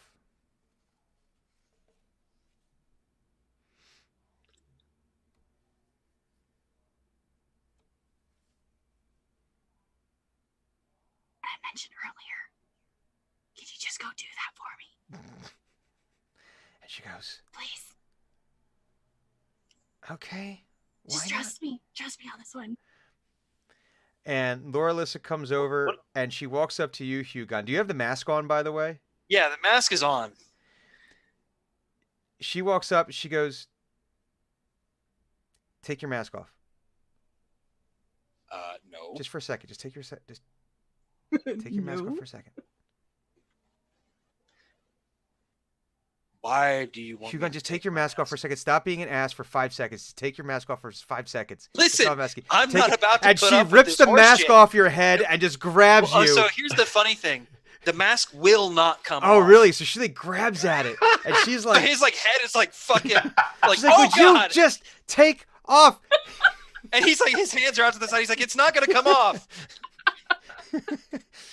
She's like, would you just take the goddamn mask off for just 2 fucking seconds? Stop being obstinate. I know this is your baseline. Would you just stop it for 2 seconds? I'm not taking the fucking mask off. I'm over by the crystal laughing my ass off on the floor. And as that's happening, you can sense that the crystal starts to heal even a little bit more. Yep, my theory was correct. I'm dying laughing. Fadook, come here. Okay. Go give Hugon a really big hug. Just trust me, okay? He needs it. He does look a little stressed. And, Exactly. Like, Just he's trust like, me. still being like manhandled by the face. Like, And, as that's going on, Eno starts playing some really quiet music, some ambient music. You know? To set the mood. As Thinnock walks up to them, both Laura Lissa and Hugon, he's like, they both look stressed. They get the full Hugon, the full treatment here. Oh Like- God. so the true hug, The true hug, the deep. not the lesser hug. Not The even deep greater hug. embrace. It's not even greater hug. This is deep hug. Yeah. This is deep hug. This isn't like you just pat the shoulder thing. This Yeah. is going Like- in for the this is like full. A very agitated cat. Like Hugon is like I fucking love it. flailing, trying to figure out why the hell everybody went insane. But it's funny because as Sthonic does this, he probably scoops both of you up like feet Yeah. dangling. From your perspective, it basically you're seeing like the world is going crazy, and then suddenly both you and Laura Lissa are like squeezed together. So it's like face to face, but Yeah. it's like mask to face. Like Yeah, oh, mask. Yeah. Yeah. But it's like the cheek is like mashed up, like right, like right onto the mask. You feel like the face, your mask is being pushed in, like your nose is like. Sonic, put me the fuck down. You're my friends. Shut up, I put me love down. you guys. I am dying on the floor. And you can hear it loudly. Stop playing that fucking instrument. It's okay. Everything's gonna be okay. He He's just, like, tightens. He struggling. tightens. Like you. He son of thinks a he's bitch. being like he's like nice, and when you're holding a friend, you give him a little extra tight, and he does a Sonic extra tight, and Oh, you're God. both basically constricted. All right, strength saving throw, my friend. Strength check. Oh God. Strength check. Oh God. 17. Okay. you're feeling tight, and it's like you had gotten just enough of a breath where you're okay, but this is like you're running out. Lorilith is going. Just got readjusted. Like spine pops along its Yeah, line. you're hearing like it's like chiropractic adjustment. Like you hear like the shit, like things are starting to pop. She's You're gonna try to kick Thunuk in the balls. And I have a natural 20. oh God! God. Oh shit. So Thunuk, just like swing the leg straight you- into his groin. you take Put me a the fuck down. you take a shot to the gonads there. What would happen to the? Yeah, I'm trying to figure out what portion of your. 1 point of punting damage. Oh God. Hold on. Fighter cast punt. Let me attribute that damage. Can he do a strength save to see if he drops him? Yeah, Or like throws up. but at disadvantage. At disadvantage. Oh, Either he's dropping him or he throws out. It's like, Wouldn't that be a bleh. Constitution save if you puke. Well, yeah. First one is the strength save to see if you drop them at disadvantage because you just did get kicked in the nuggies. All right. with a nat 20. Yeah, I think that's. You know what? Just for grins, I'm going to roll 2d20s for this since it's at disadvantage instead of one over again. Oh, geez. There's a 3 and a 4. You drop them. They're both bad. You drop it, and it's Oh. like, Gah! It just. So I think It's we know like it. Hugon is like staggering away, and he stands up and he's fucking furious. Like, the eyes are like I'm red. laughing. He's like, you all need to calm the fuck down. I think at this point, though, even the black figure behind him, It's- the shoulders are like shaking a little bit. You could like if it was possible. Like there's some amusement that's happening. Yes, there's Yeah. there's some things, there's some feelings here. What's Eno's reaction to all of this? I think Eno would cast Calm Emotions because things are getting like a little heated. So he starts playing like a nice soothing song. Little Christopher And- Cross. Yeah. And Hugon is actually on his way over you to break that loot over your face. everybody within a 20-foot sphere makes a charisma saving throw. Oh, I'm so bad at these. Oh no. So I'm trying to make the target indifferent about creatures of my choice that it's hostile towards. The indifference ends if the target's attacked or harmed by a spell, or if it witnesses any of its friends being harmed. I have a 6. I do not succeed. Yeah. I have 2 questions. Am I still rolling for vomiting? Uh, And do I roll this at a disadvantage considering that I'm on the ground in pain? no, so the charisma saving throw is just a straight save, and let us get a Constitution save in there. I think that's only fair. Constitution is 19. Yeah. You're fine. You're able to. The burning goes down. And the charisma is 15. So what was the number they had to hit? 15. Okay, so Thunuk, you make your saving throw, but you Yeah. really weren't out. You didn't have like out. Your emotions were only love and affection. Hugon fails his saving throw, so immediately you feel a calm wash over you. Yeah, it's just like he goes from red to back down to yellow. Yeah, it's kind of like these guys. But how long does that last? How long does the effect last? Up to 1 minute. Okay. Long enough. What was Dreadmine's Minus save? 60 seconds It before says- we wait, see it says Hugon when blow the- up. When the spell ends, the creature becomes hostile again unless the GM rules Oh, otherwise. This is gonna be great. Getting angry again. Yeah, so we have 60 seconds to work with this. Yeah. I'm just keep Or playing. Alyssa, using mind calm down, mind calm thing. down. Plung, plung, plung, plung. Calm, please. We need more laughter. So here's what you're gonna do. Apparently, Hugon's really calm right now. Take this advantage and go find his tickle spot. Through the armor. This the is armor. gonna be so not good. Like, Look, Can't you do Listen. it to Thunuk? I look over at Dren and I'm like, groin. Like, are you No, sure? she's doing this that's- mentally. This Wait. is it? Oh wait, are you saying this out loud or is this? Are you saying it out loud? Well, no, I'm using the mental Oh, okay, mental then. thing Okay. to Laura Lissa. But she's giggling the entire time she's doing this, Exactly. and Laura Lissa starts giggling back. Okay, what kind of check because would this be? he left, so Laura Lissa's behind him right now, so he can't see her. What would? Ah, That's an awful big assumption from you, the player, who is not the DM. No, but I want this to well, happen. no, in you the worst because possible. you left to go break the loot, so I I'm just got thinking about that 3 Laura- feet over there, and then he was like, "Spell time." What? Okay, what kind of? How would she check for tickles? Is that like a? That's an investigation check. I mean, like, if she starts feeling me up, we're gonna have problems again. Well, I kind of feel like this might be an AC related thing because she's through the armor. It's true, and it is heavy armor. Okay. there's always gaps in armor. All right, I got this. I got this. Okay. All right. Oh shit. Are No, your ears exposed? she's What? Are Hugon's ears exposed? Okay. The way this works is he's got kind of like a coif, like a chain Okay. coif. Mhm. That a helmet goes on top of the mask. Okay.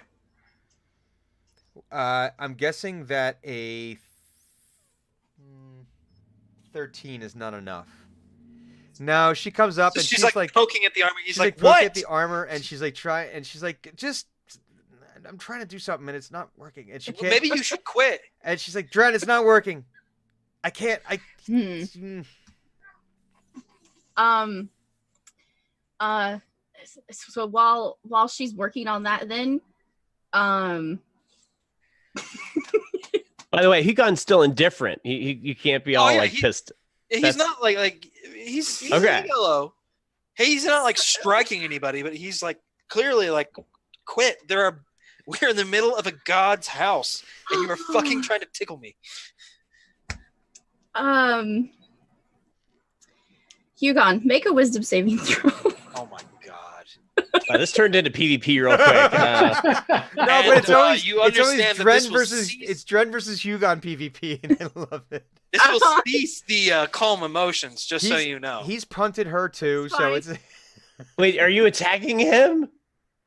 We'll see. The spell is being cast at me without my permission. Yep. That constitutes an attack of aggression. what do we get? What's the wisdom save? Oh, Wisdom save throw. well, it rolled It's off into the Great. nethers, so I have to find that. Yeah. Jack. There it is. Critical ting. Okay, that is a 16. Let me see. That probably is going to be enough. I think so, because I think I have a 15 on this. So I think you saved that. Okay, so I try and do something, and I'm like doing it, and it doesn't work. Hugon immediately becomes furious again. This is all new. This is new fury. This spell Oh, and only she affects did- old fury. Laura Lissa did say, "Dren, it's not working." Yeah. Oh, so Yeah, it's she beeline kinda- Dren time. And as you're walking over, Dren, you realize that the gem has been made whole. It has been repaired. Cool. But I still see a charging Hugon. Oh yes, he is charging It's over not to a you. charge. It's a stalk. It's a very angry parent walk. That's fine. I'm still gonna cast Prestidigitation, and it's gonna be tenfold Hugon Thanuk farts in between me and you. Which like, you can make stink with that. Yeah, I can make sensory effects. Oh, Oh my god. So you get lots of smell. So if you're gonna get to me, you have to go through lots of stink. How badly does Hugon want to get to her?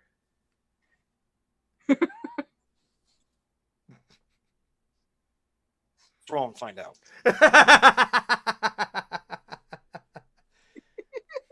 Hugon, according to the dice, is very, very angry, but he is once again reminded that they are in a god's house, and the god necessarily isn't always going to be on their side, so he calms down. The sooner that they can get out of here, the better.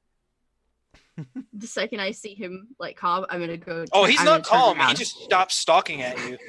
Yeah, you're not coming at me, so I'm gonna be like, "Okay, that worked." Does Back now to the my gem. quick question now? Does this cloud? Are you able to control the exact space that it exists in, or is it you just create it in a specific spot?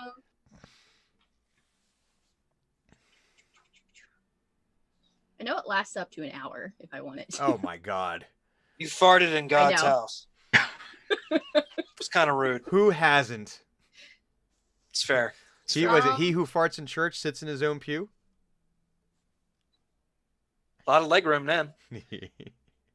It doesn't necessarily say it has to be restricted to Um, an area. I need a Constitution save from everybody. I mean, it's a 10-foot. I think it's a 10-foot range. Yes, that's where it according to what I'm starts, but it seeing. is a gas. Yeah, it's a 10-foot range, but it's a fart, so It Oh, moves. I need a spreads. con save from everybody. okay.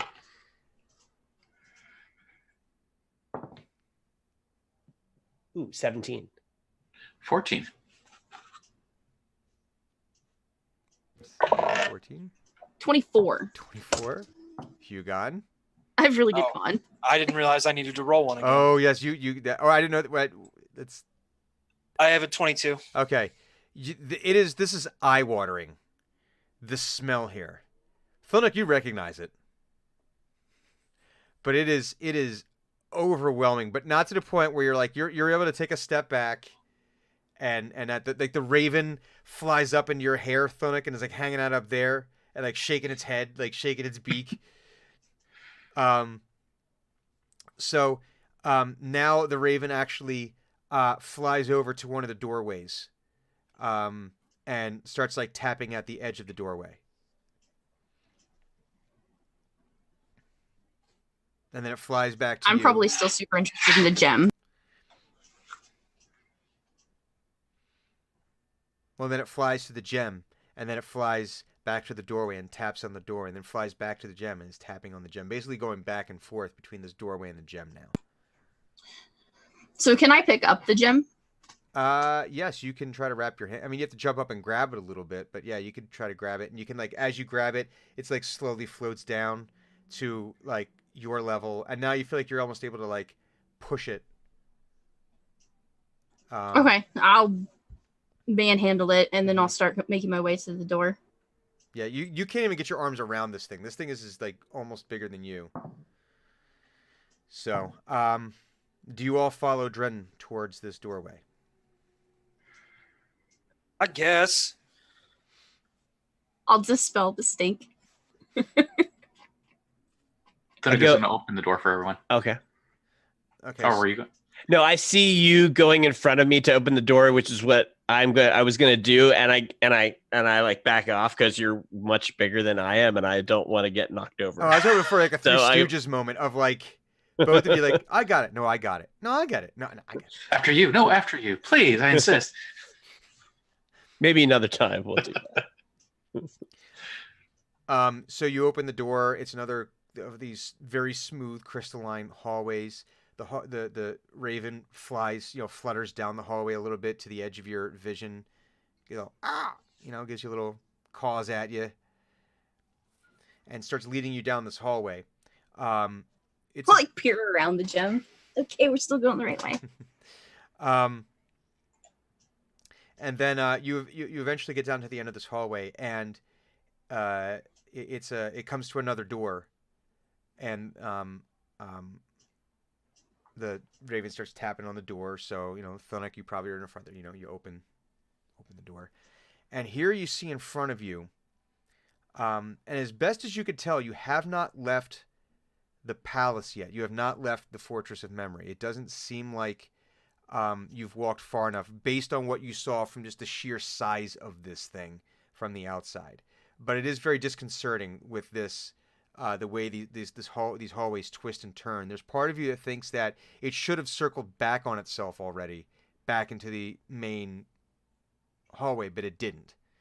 And when you open this door, before you is this incredibly verdant cave-like structure. It's being lit by this bioluminescent fungus. And here's like the first time in, I'd say as long as you can remember as being in the Shadowfell, that you're seeing actually vibrant color. Hey, I'm just gonna stay here. Fuck the rest of this stupid plane. And you see, it looks like fireflies, little, kind of blinking around. And in the middle of this enormous cavern, which in and of itself, when you're looking at it, seems like it's almost as big as that first main room that you were in, is growing this tree of gargantuan proportions.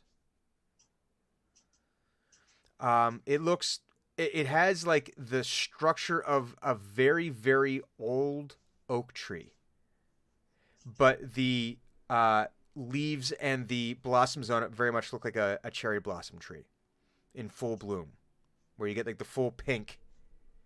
And the air is a little damp. It's a little moist in there, and the ground squishes beneath your feet. It feels like you're actually walking in some kind of soil. But you could see, as you look, you could see these energies that are flowing all up and down these trees and through the bark and through the roots of this tree down to the ground and then back up again, almost like you're watching rivulets of water run, but it in and of itself seems to be of some kind of energy. You're not quite sure what.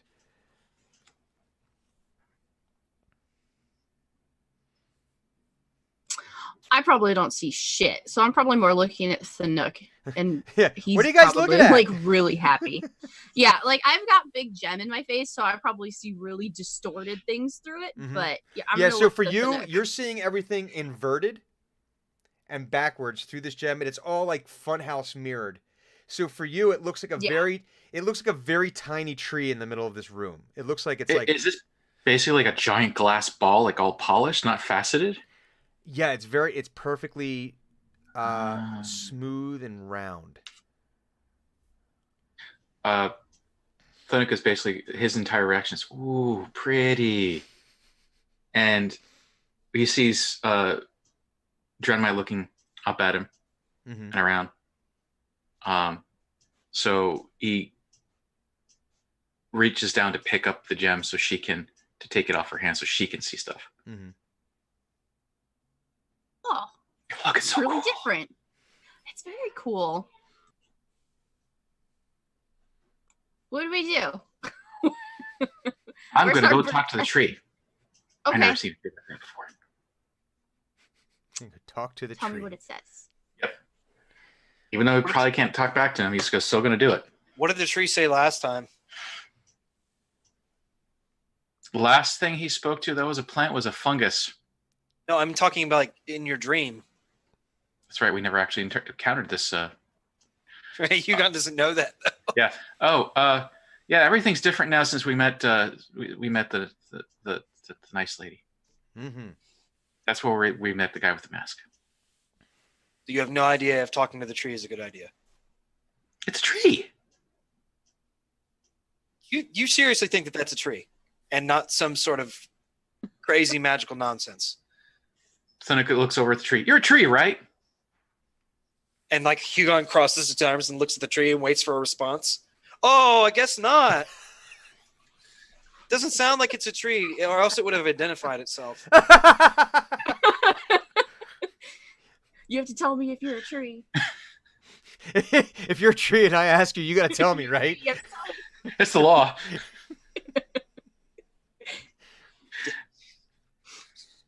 Does the tree respond in any tree capacity? Tree. I don't. Leaves rustle. Ooh, tree. There is a gentle rustling, but you're not sure of whether it's in response to you or just because it's this enormous organism. Give me a perception check. It's exactly what I was just going to do. Well, And it's a 19. 19. Ooh. Well, let me ask you first. What is it that you were trying to perceive? I was trying to see if We'll do a twofer. the tree looks evil in any kind of way. Like I see cherry blossoms and it looks like a nice tree, but do I see it moving untoward or Is this tree an asshole? yeah? Does this tree look Is- not a nice tree? Is this the opposite of the giving tree, where it's the ass kicking tree? It's the taking tree. Eno has heard of trees in weird places that are not good trees. I think. Okay, so from that angle, no, you are not getting any kind of bad vibe off of the tree. What Okay. you are noticing, though, is that your lute strings seem to be resonating with something. And you hear, so it's almost like,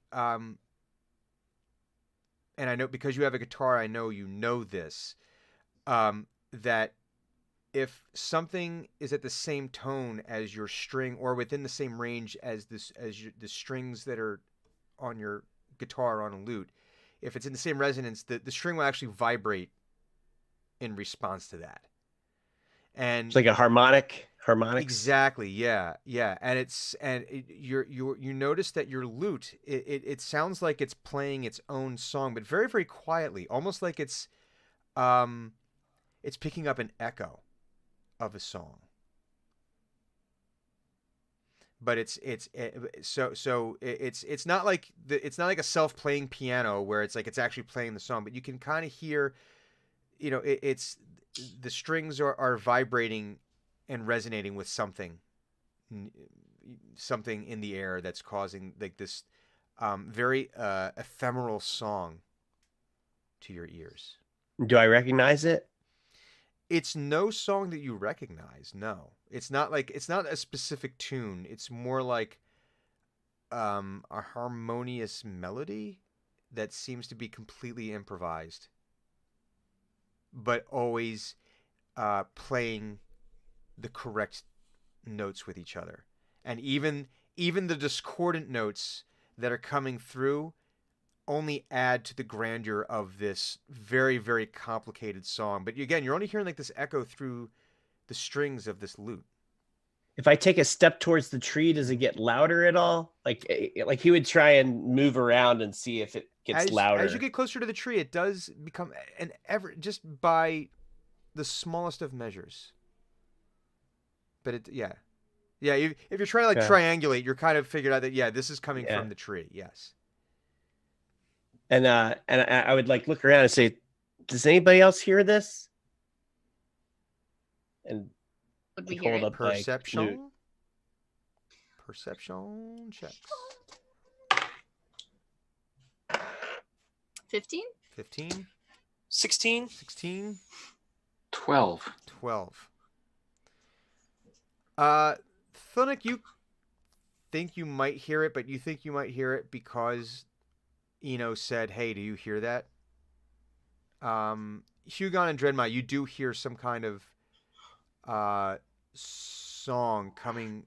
Again, it's more of like an echo that you're hearing coming from the strings of this lute. It's not loud. It's not defined. You do not have the musician's trained ear that Eno has.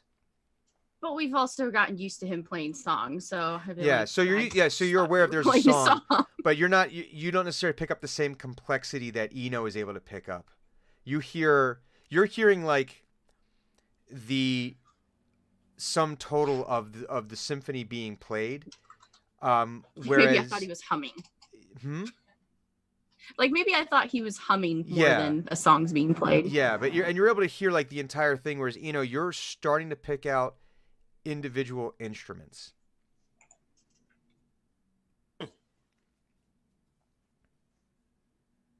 As if the tree is one of the instruments and other things are other instruments, or do I think all the instrumentation You is think coming from all the of tree? the instrumentation is coming Okay. from the tree.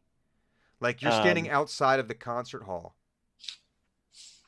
and you're Okay. able to pick out, muffled as they are, you're able to pick out some of the individual instruments. But you feel like there's so many playing that you would never be able to ever fathom and understand all of the different sounds that are coming through this melody?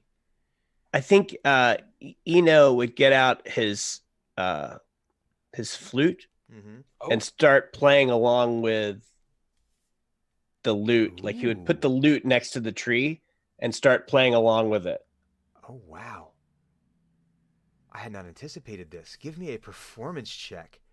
Okay. ants come With- and take the loot and with try to stuff it down there. advantage. No, you little bastards! Okay, that sucked. Okay, oh wow, 2 5s in a row. Are you kidding me? That's 15. Wow, you have a +10 to fucking Yeah, +10. performance. Jesus Christ! You're saying 5. I'm like, no. Oh no, I'm wrong. You were having trouble keeping up. This is definitely a very complex tune. So you're having trouble finding the melody and the pacing that go along with it. This is if you've had it before, where you've had groups of musicians that have played together for a very, very long time and know each other's idiosyncrasies and know the little nonverbal cues, the little musical cues of, hey, this is where you're going to pick up this part. So you have a little difficulty trying to find your way into it, but you're able to get a few notes in here and there, and even the notes that are a little off still somehow sound correct within the context of the greater composition.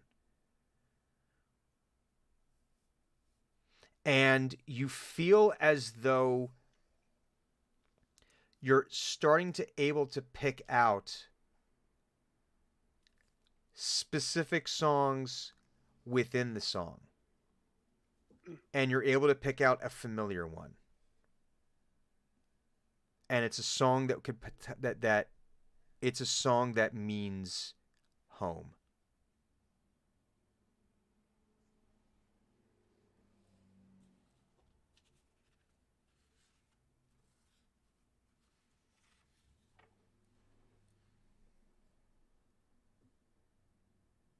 So I think he would just like he would try his hardest to like maintain that and try and do it better.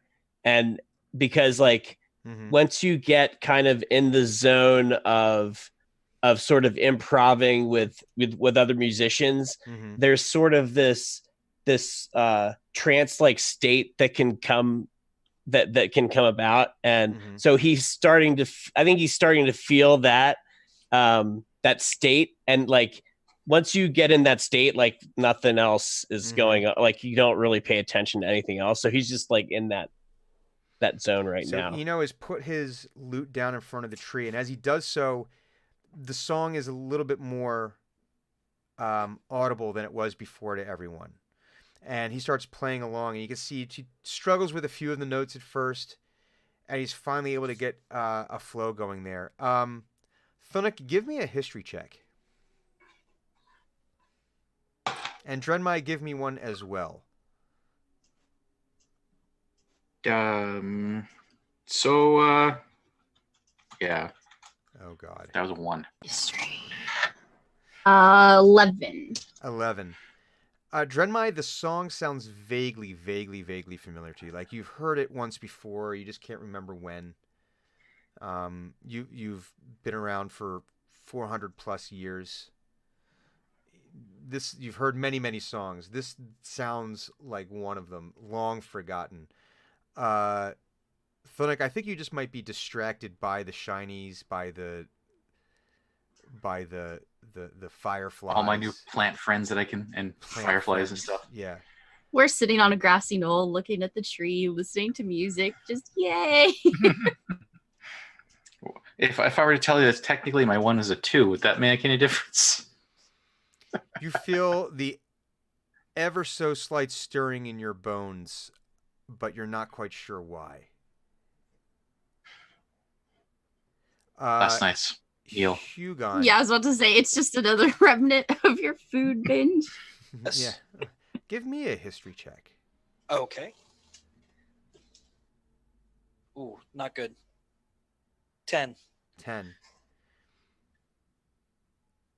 You feel suddenly very homesick. Not for Cormier, though. You feel very homesick for the bed that you've made for yourself in Pinedale at the Silvered Harrier.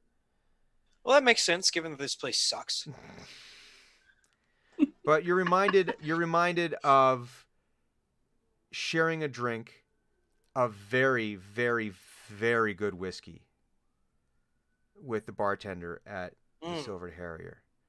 You remember it was after, at the time, not necessarily a hard-fought battle, but definitely a battle worthy of your attentions. Mm-hmm. A battle that, you've been in battles in your life where, for you, they seemed inconsequential. Mm-hmm. Not the results into, say, the loss of life and limb, but more in that you didn't necessarily see. It was just a battle that was going to fade into the memory of many battles. But this was one of those battles that you remembered because it was something that you fought for. Mm-hmm. You fought for a purpose. There was a good outcome in this. And being that you know that those battles can be few and far between, and you suddenly just have a feeling of homesickness as Eno plays this song. But all of you are very haunted, and not necessarily in a negative way, and more like in a listening to Enya kind of way by this song. Okay. A very specific feel. Well, Okay. not haunting like, hey, something discordant. Yeah. Not ooh, more like oh. And I feel like I'm an elf in a forest, even though elves aren't real. How weird. But wait a minute, elves are real. I know elves. I've met elves. You, sir, are no elf.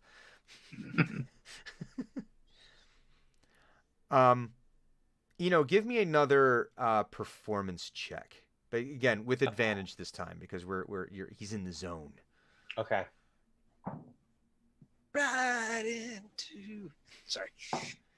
Okay, 19. 19.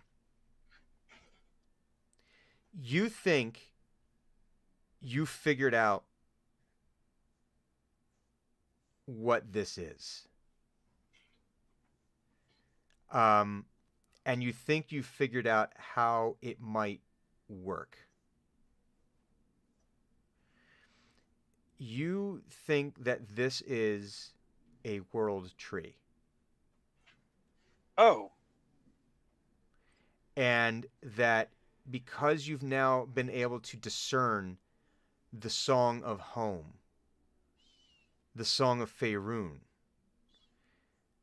however that song exists in the celestial tapestry of planes, that it's possible to use this to navigate home, to navigate somewhere safe.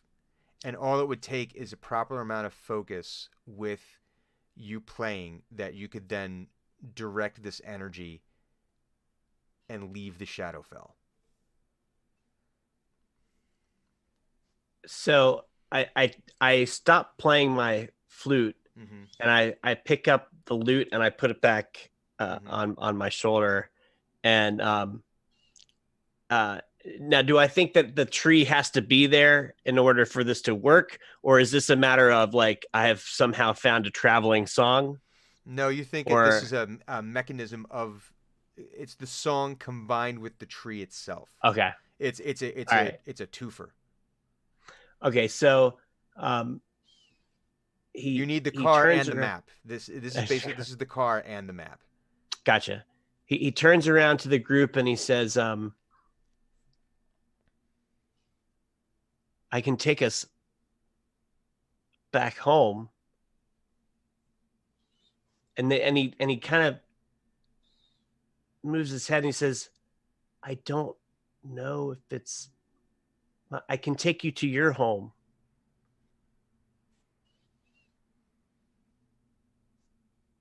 I've just been listening to music, so I'm just gonna be like, yeah. How? He says, does Dreadmai have like a little like light that she's been? Well, I'm next to the giant crystal, so Yeah. I'm in very big shiny happiness right now. I just want to see Dren at a concert with like a lighter. Uh-huh. So just like this basketball-sized Yeah, sphere exactly. Exactly. mineral. Yeah, and you're He able to says, see like is- lights around it. This is like Woodstock for Dren, just more by herself. Your own private Woodstock 50. I don't know if he's heard them talk about Pinedale. Have they mentioned Pinedale really? Probably not. Not no, to my they've- knowledge. I don't think so. they've been So very he engaged at the says task at hand. a place called Pinedale. That's home Yeah. for now. Nice place. So we blow it up.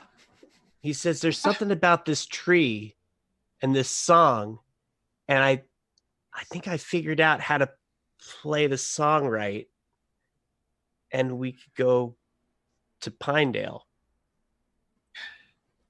The only thing Thunuk took out of that is, see, it's a tree.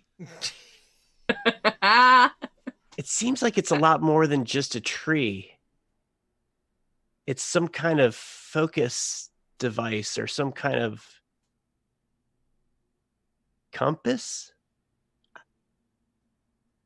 I'm not sure, but it seems like it's taught me how to get us back to Pinedale, or how to get you back to Pinedale, and how to get me there too. Well, that would be really convenient. And not that I want to help the shadowy creature in the library that y'all talk to, but like we haven't done anything that they asked us here to accomplish. So I'm 100% cool leaving.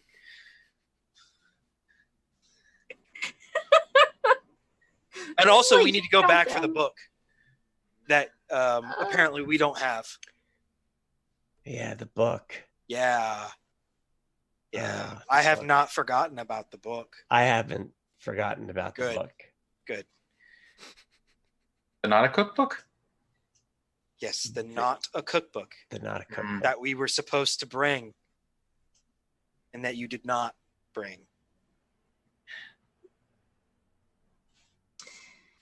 In my defense, no one told me to do that. We were there looking for a book, Thunuk. Noted for future reference. Was it that book? Oh, It was that book. But that's okay. We established that. And for future reference, I know that I need to be more specific. okay. Sorry. It's okay. It's all right. It's still there. As far as we know, it's still there. Oh, it had better still be there. The place is still there. I'm sure the Duragar is still there. We can go clean up that stuff and get the book. It'll be fine. But what were we supposed to do for the big? I don't really care. Oh, I don't remember and I don't care. I have That's a lie. I do remember. I just really don't care. What's the twig doing? Oh. So you pull the twig out, and the twig is pointing directly at the tree. Like as fervently as a twig can point at something.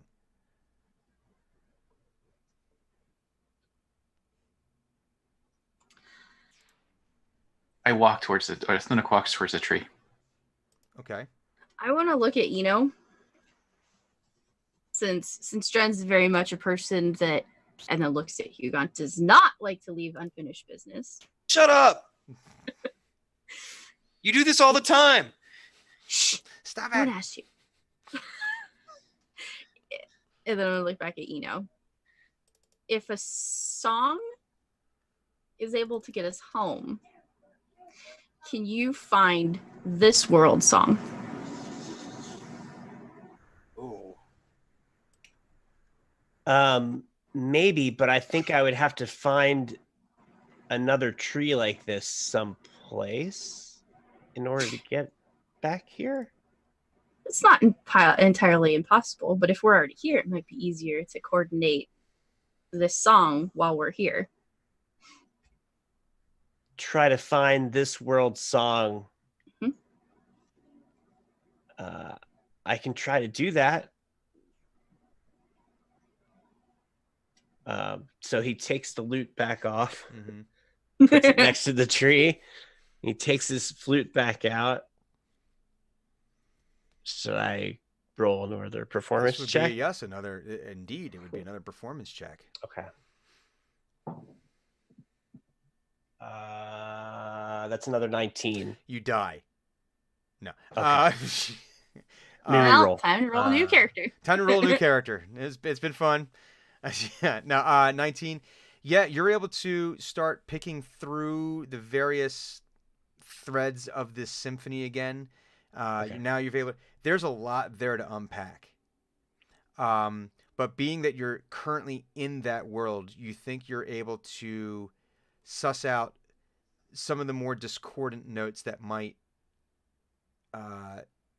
mean for this world. You think you might need to spend a little bit more time working on this, and as you're doing this, your head is starting to swell, not like physically, but like your mind is just feeling like it's swelling with information, to the point where it's getting almost difficult to concentrate just with the amount of information as you're trying to you're starting to you feel like you're starting to exceed your bandwidth. Mm. My God, is this Johnny Mnemonic and exceeding the megabyte load that he had in his brain?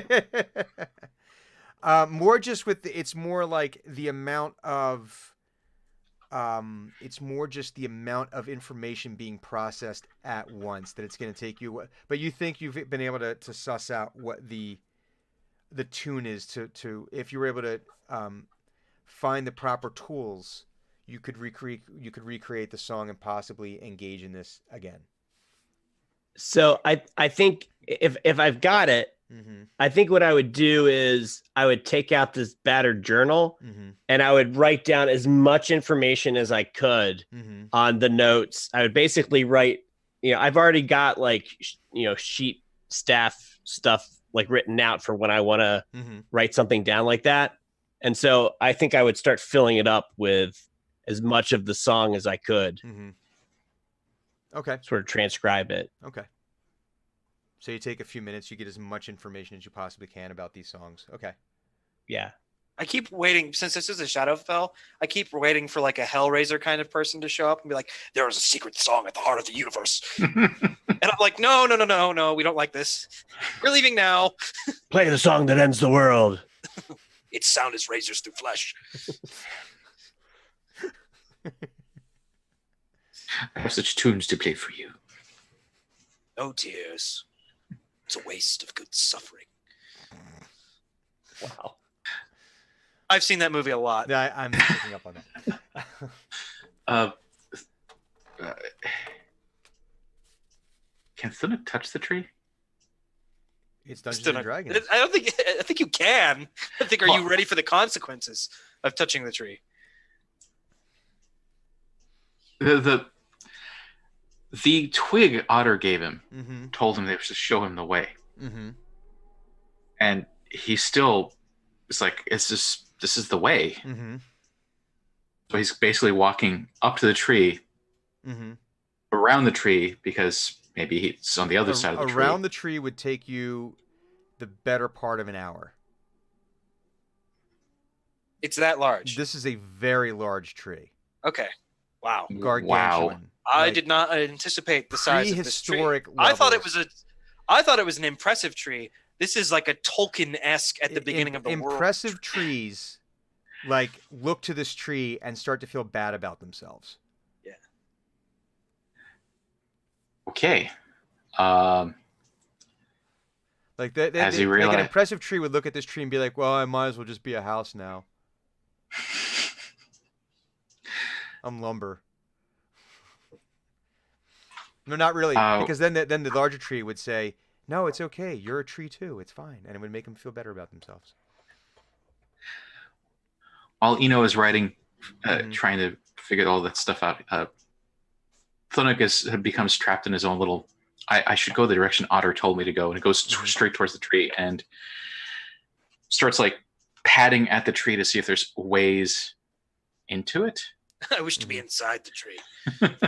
Ugh.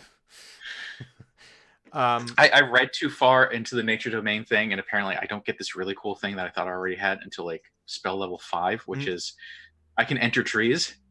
Ah, So you place your hand in the tree. Let's do a perception check. Okay. I keep trying to do roll 20 in the chat and Zoom, and it's not going to work.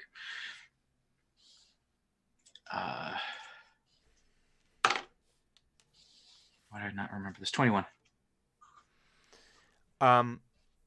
You start having the same sensation that Eno is having, in that you recognize this as being more than a tree.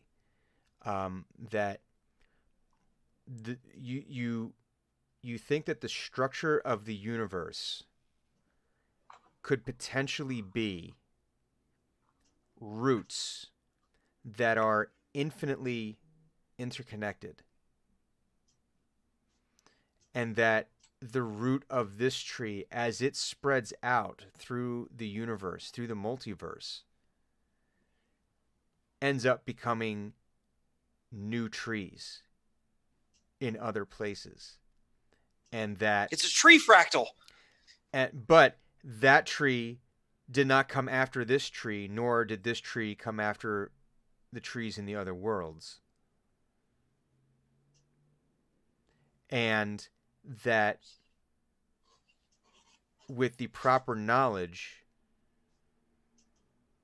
you think you understand how this tree connects with trees that you know. And that the trees might look like different things when you get there. It might not be that it looks... that a tree might be something else. A tree is not always a tree. The tree is a lie. The tree is a lie. Oh, man. Look over But here having a religious experience. He's, Oh, yeah, totally.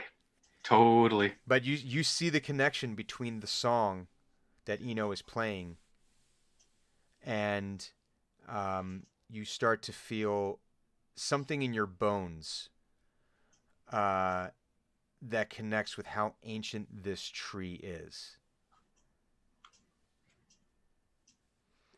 Now I need you to make what would a willpower check? That'd be an intelligence check.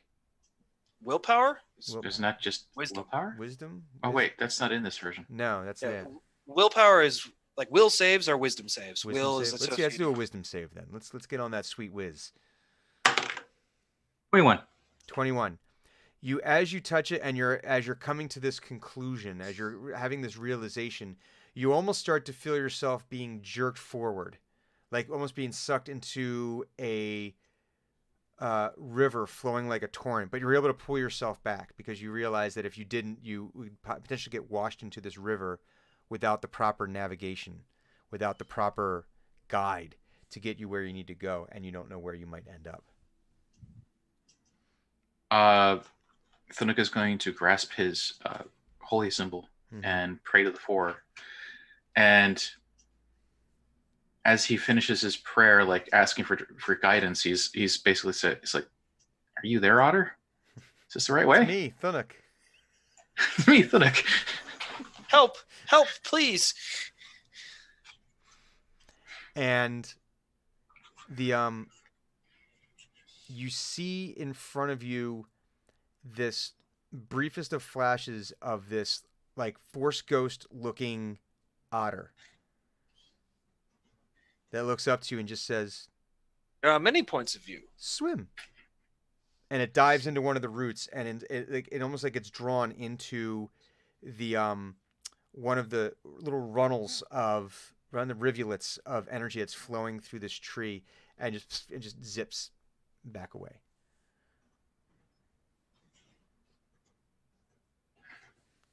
Luke's gonna take this literally. We're fucked.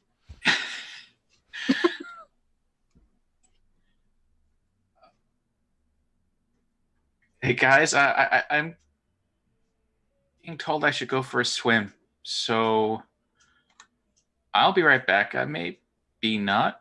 I don't. Then maybe know. you shouldn't go. If you don't know if you're coming back, because if we have to go find you, Would you like to come What with? could a swim hurt? He needs Let's go for a swim. do you see Come any? with. Do you see any water around the tree? That I don't know. Do I see any water?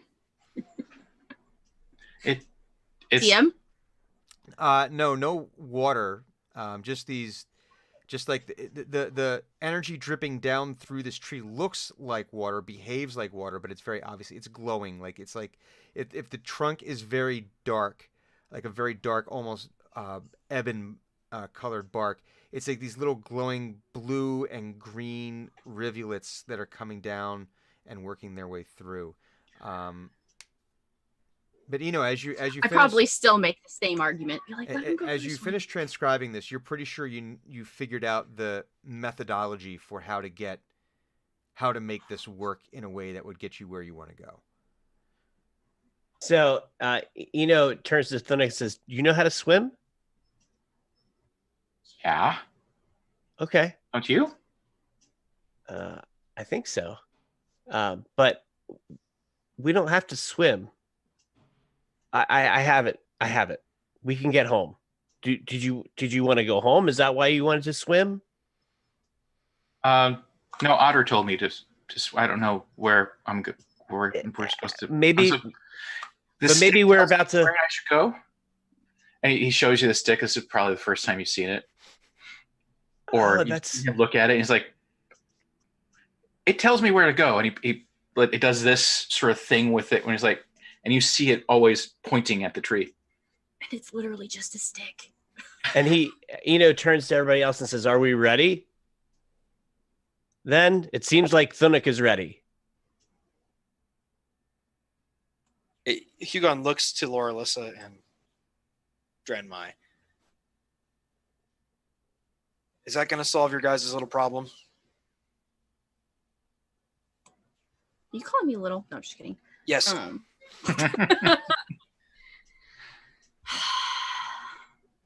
Do we need to do what the shadow creature told us to do?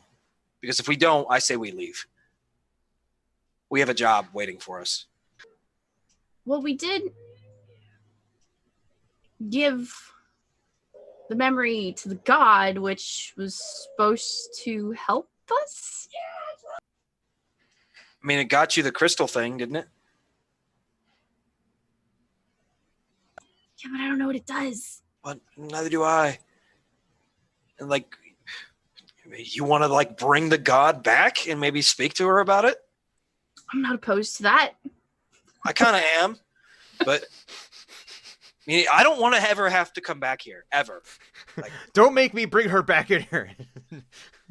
If we can solve everything that is wrong with you two today, in the here and now, and never have to come back to this place, I will be very pleased. So if you think that bringing the goddess back will help with that, then I guess I'll have to endure it.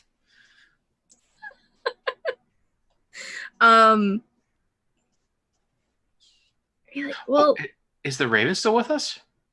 yeah. The Raven is not with you. The Raven did not come into this chamber with you.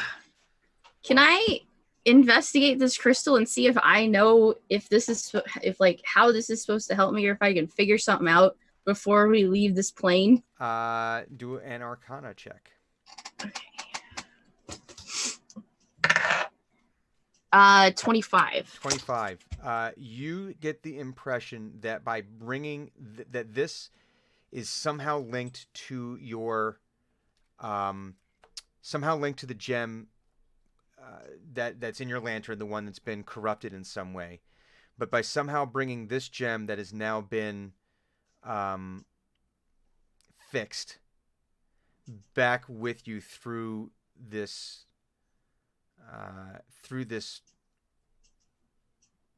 roadway home, that it should filter out all of the corruption around this gem. That way it's not going to be creeping into other parts of your lantern and soul. Okay. So as Hugon was talking to me,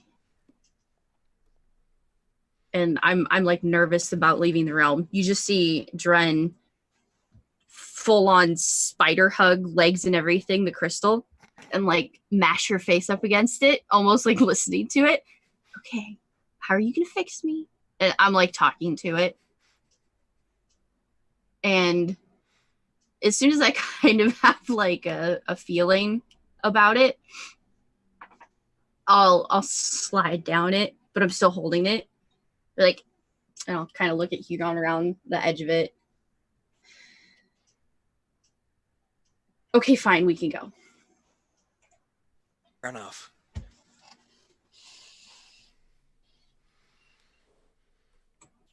So, Nark, are you still going for a swim?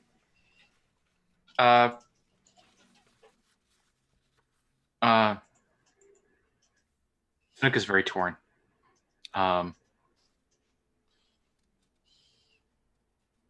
Why don't you come with us, and then you can go for a swim afterwards, if you still want to go for a swim. I'm afraid. It's like negotiating afraid with a kid. I'm afraid of you getting lost. I feel like if you go for a swim, you might get separated from us. That is a good point. Yes. Okay.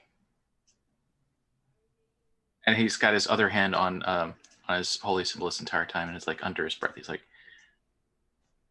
I hope that's okay, Otter. I'm gonna go that way. Okay, bye-bye. Matt, don't be mad. Don't at me. Because yeah, most of his prayers and they're basically like letters home sorts of things, or like how a 5-year-old tells a story and like the end. Hello, Mutter. Hello, Otter. But yeah, Thenix's like, yeah, okay, let's go. Okay, so you start playing the song, and everyone kind of gathers close, and you feel yourself being drawn. It almost feels like you're swept into a column of water that's constantly twisting and turning, but you're not feeling like you have to hold your breath or anything. You're not feeling yourself being jostled about. You're just aware of the movement, and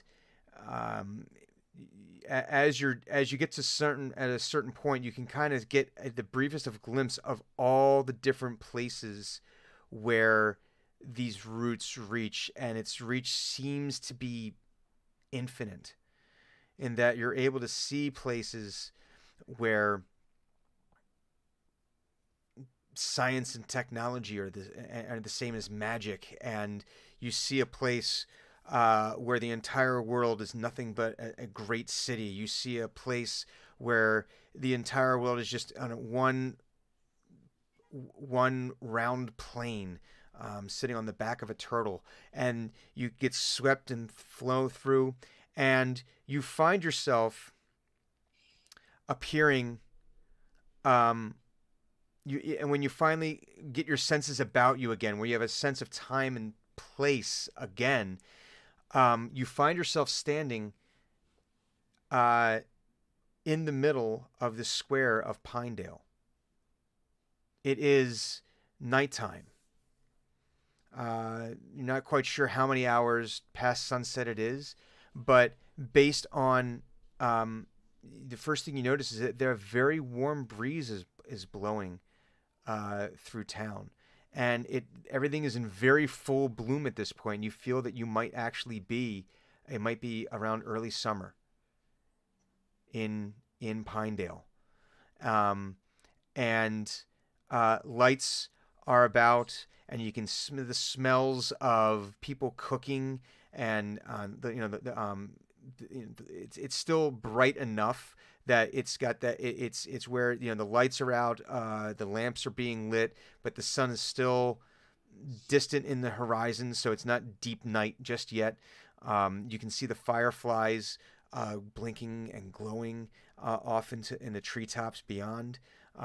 You see there's guards that are patrolling, and you hear a little cuckoo, and then you hear it kind of repeated throughout the town. And that is where we will end our game this evening. To be clear, before we end, the town is not on fire. That's not why. The town is not on fire. Okay, The town is good. in fact not on fire. I didn't do it. And that's Eno all- just says, and "That was that's He just says that was a nice swim.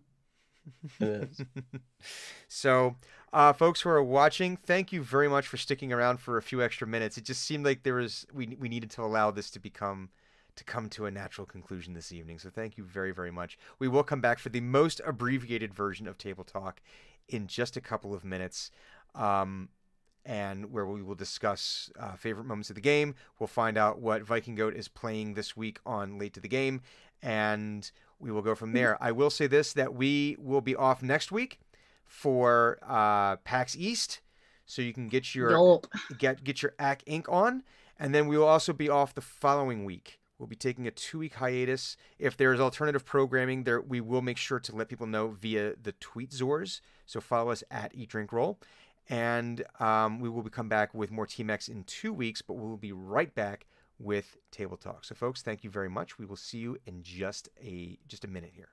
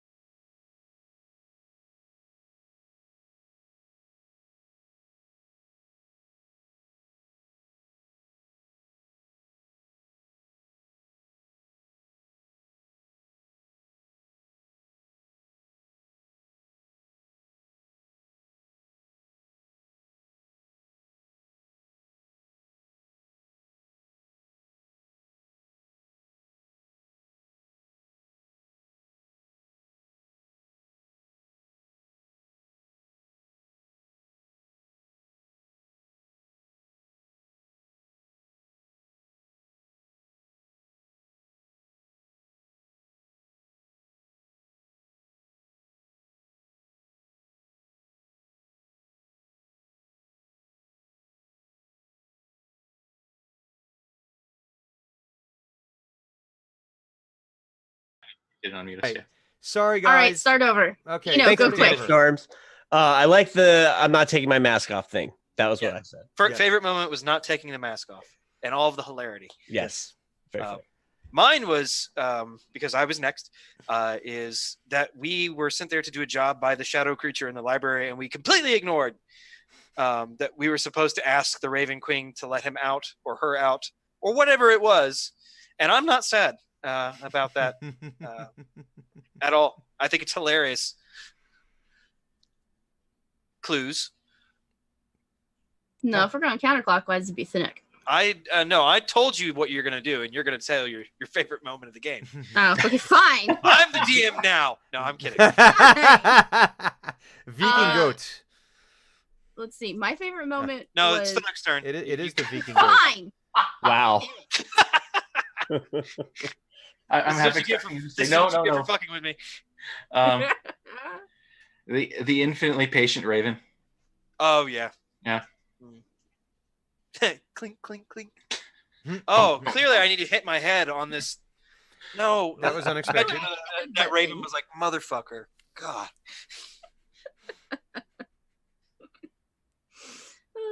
Yeah, that Yeah. poor Raven. Now it is Clues' turn. Now Clues. Yeah. Oh, gee, am I allowed to? Gideon? I don't know. I'm not the DM. Not anymore. I gave it up. Haha. It's No, I guess, it's resigned. guess the DM game. I think besides getting to screw with Hugon a whole bunch, having Eno figure out both songs Hmm. because Dren has ulterior motives. Oh, I know why now. Exactly. Mhm. Where did I leave my kitty? Oh, Mhm. Jesus Christ. I hope that thing's dead. Oh, man. I sent the kitty off on a mission. No, Uh, it just it pissed off into the darkness. It didn't have a mission. Oh, it had a mission. Oh, I it gave had it a a mission mission. before it left. It has a mission. I still had plenty of hours of it left under my control before I sent it off. And so like 8 hours later, it's gonna be like, huh? Why did I do this? Hmm. Nah, I guess I'm not going back. It depends if it could complete it in the time or not. I mean, if it didn't, it's not a big deal. But that's where I left my kitty. Hmm. So I want to Um, go back for kitty. you go, I want my kitty. Favorite kitty. moment was, I have to say, was all the different, trying to find all the different ways to get Hugon to help heal the crystal. I think that was an interesting play there. It was definitely amusing. Hey, once I figured out it was laughter, it's fuck with you on time. But I'm glad I was finally able to get you guys back to Pinedale, because I feel like we've been away for a while, and I want us to. Been away from home for a long time. And it's time for us to, well, all season so far. So yeah, I'm happy that we'll be able to get back to Pinedale shenanigans. I'm looking forward to Yeah. seeing. It's odd that it's been such a great amount of time because we left like early spring, didn't we? Mm-hmm. Yeah. So Mm. we've got some time hoppery shit Well, that has remember, gone on. time is not linear. Uh, It's made yeah, up I of know. timey wimey wibbly Timey wobbly wimey bullshit. time stuff. Mm-hmm. So no, it was. Oh, I'm man, mildly- The monks are going to be so pissed. yeah. Oh, I'm mildly concerned that like they did ask us to rescue their friends, and we were like, yeah, we kind of half did the job. Dren just had an idea. Well, We still don't have that. if I can point one other thing out, Uh-huh. Buck is still at the monastery. Buck is still at the monastery. And also, we have to go back because I think there's components there. And besides Mr. Kitty, and oh my god, we mentioned Doctor Who, I might be able to build a sonic screwdriver. What? I have no words. I don't know. Hmm. I want to complete that job because it looks really bad that we vanished for months. Yes, Listen, things that happen. that's true. Things happen. You got rid of most of the Dwergar, and so. God, we're gonna go back and it's gonna be a fucking fortress of Dwergar. Mhm. Ugh. That village is going to be Aren't you razed to the glad ground. Aren't you glad that I figured out the song? Shut up. Yeah, you're gonna be thankful later. We were in the Shadowfell because it was your fault. Yeah, No. but that song only gets us back to the Shadowfell. It doesn't get us back to the library. We couldn't go back the other way. Back. Oh, that's okay. We got a gate. We got the portal. We can take the portal back. It gets us close enough. Close enough. And maybe the snow will be melted by that point. Exactly. Maybe it won't be so damn cold there. And we're bringing better food with us next time. Hey, Thunuk made some pretty decent food. He just Yeah. It- The people at the monster are like, yeah, use our kitchen. We're like, you meant in the Shadowfell. No, The- in Shadowfell. Oh, I'm no, not going that back would to was pretty fucking good. It's just that Shadowfell. Thunuk just pushed it a bit too far. I mean, we still don't know what egg I ate at the monastery. There is that. Again, Yeah, I'm there's sure that there too. won't be consequences for any of these things. No. Not at all. are there ever? So hey, guys, my face hurts. So thank you for that. It's definitely a highlight of Sundays. So once again, we will not be playing next week, unfortunately, because there's going to be there's this whole little thing. Maybe you've heard of it. PAX Small East, convention. Small convention called PAX East that will be taking. They're place. friends. Just a couple of folks to get together, talk games, and then there's going to be another week off, and again, that's just real life, just having to take a breather every now and then. But we will be back. We will be back after a 2 week hiatus. We will be back in full effect, in full force, up to full shenanigans, in a consequence-free environment. And we will April 13th. we will see. So before we break finally, Goat, what is happening? What is happening on Late to the Game? My capture card hasn't arrived. It was supposed to arrive 48 hours after I ordered it. What Thank you. was I was supposed to on arrive? Prime. Huh? What was supposed to arrive? Capture card, so I can play Ah. games off the PlayStation or the Switch. I was going to play Glover. Oh, okay. But so it hasn't arrived. I'll be playing Banner Saga 1. Oh, okay. nice. That's Excellent. a good game. That's a really good game. I figured it's got a nice story to it, I'm told. Therefore, it's not like a completionist type thing. I won't get lost like if I were to go do Mhm. Fallout 76 or whatever. The combat is brutal. Is Oh it? yeah. The combat it's a very unique system of like how do I describe it? I didn't really get a hang of it until almost the last battle. The first battle that I'd fought in Banner Saga, I was like, what the hell do I do? I kept getting my ass kicked. Mm-hmm. And then like it clicks with you. I cannot remember what the name of the mechanic is. There's the But bump there's- mechanic. There's a bump mechanic in there.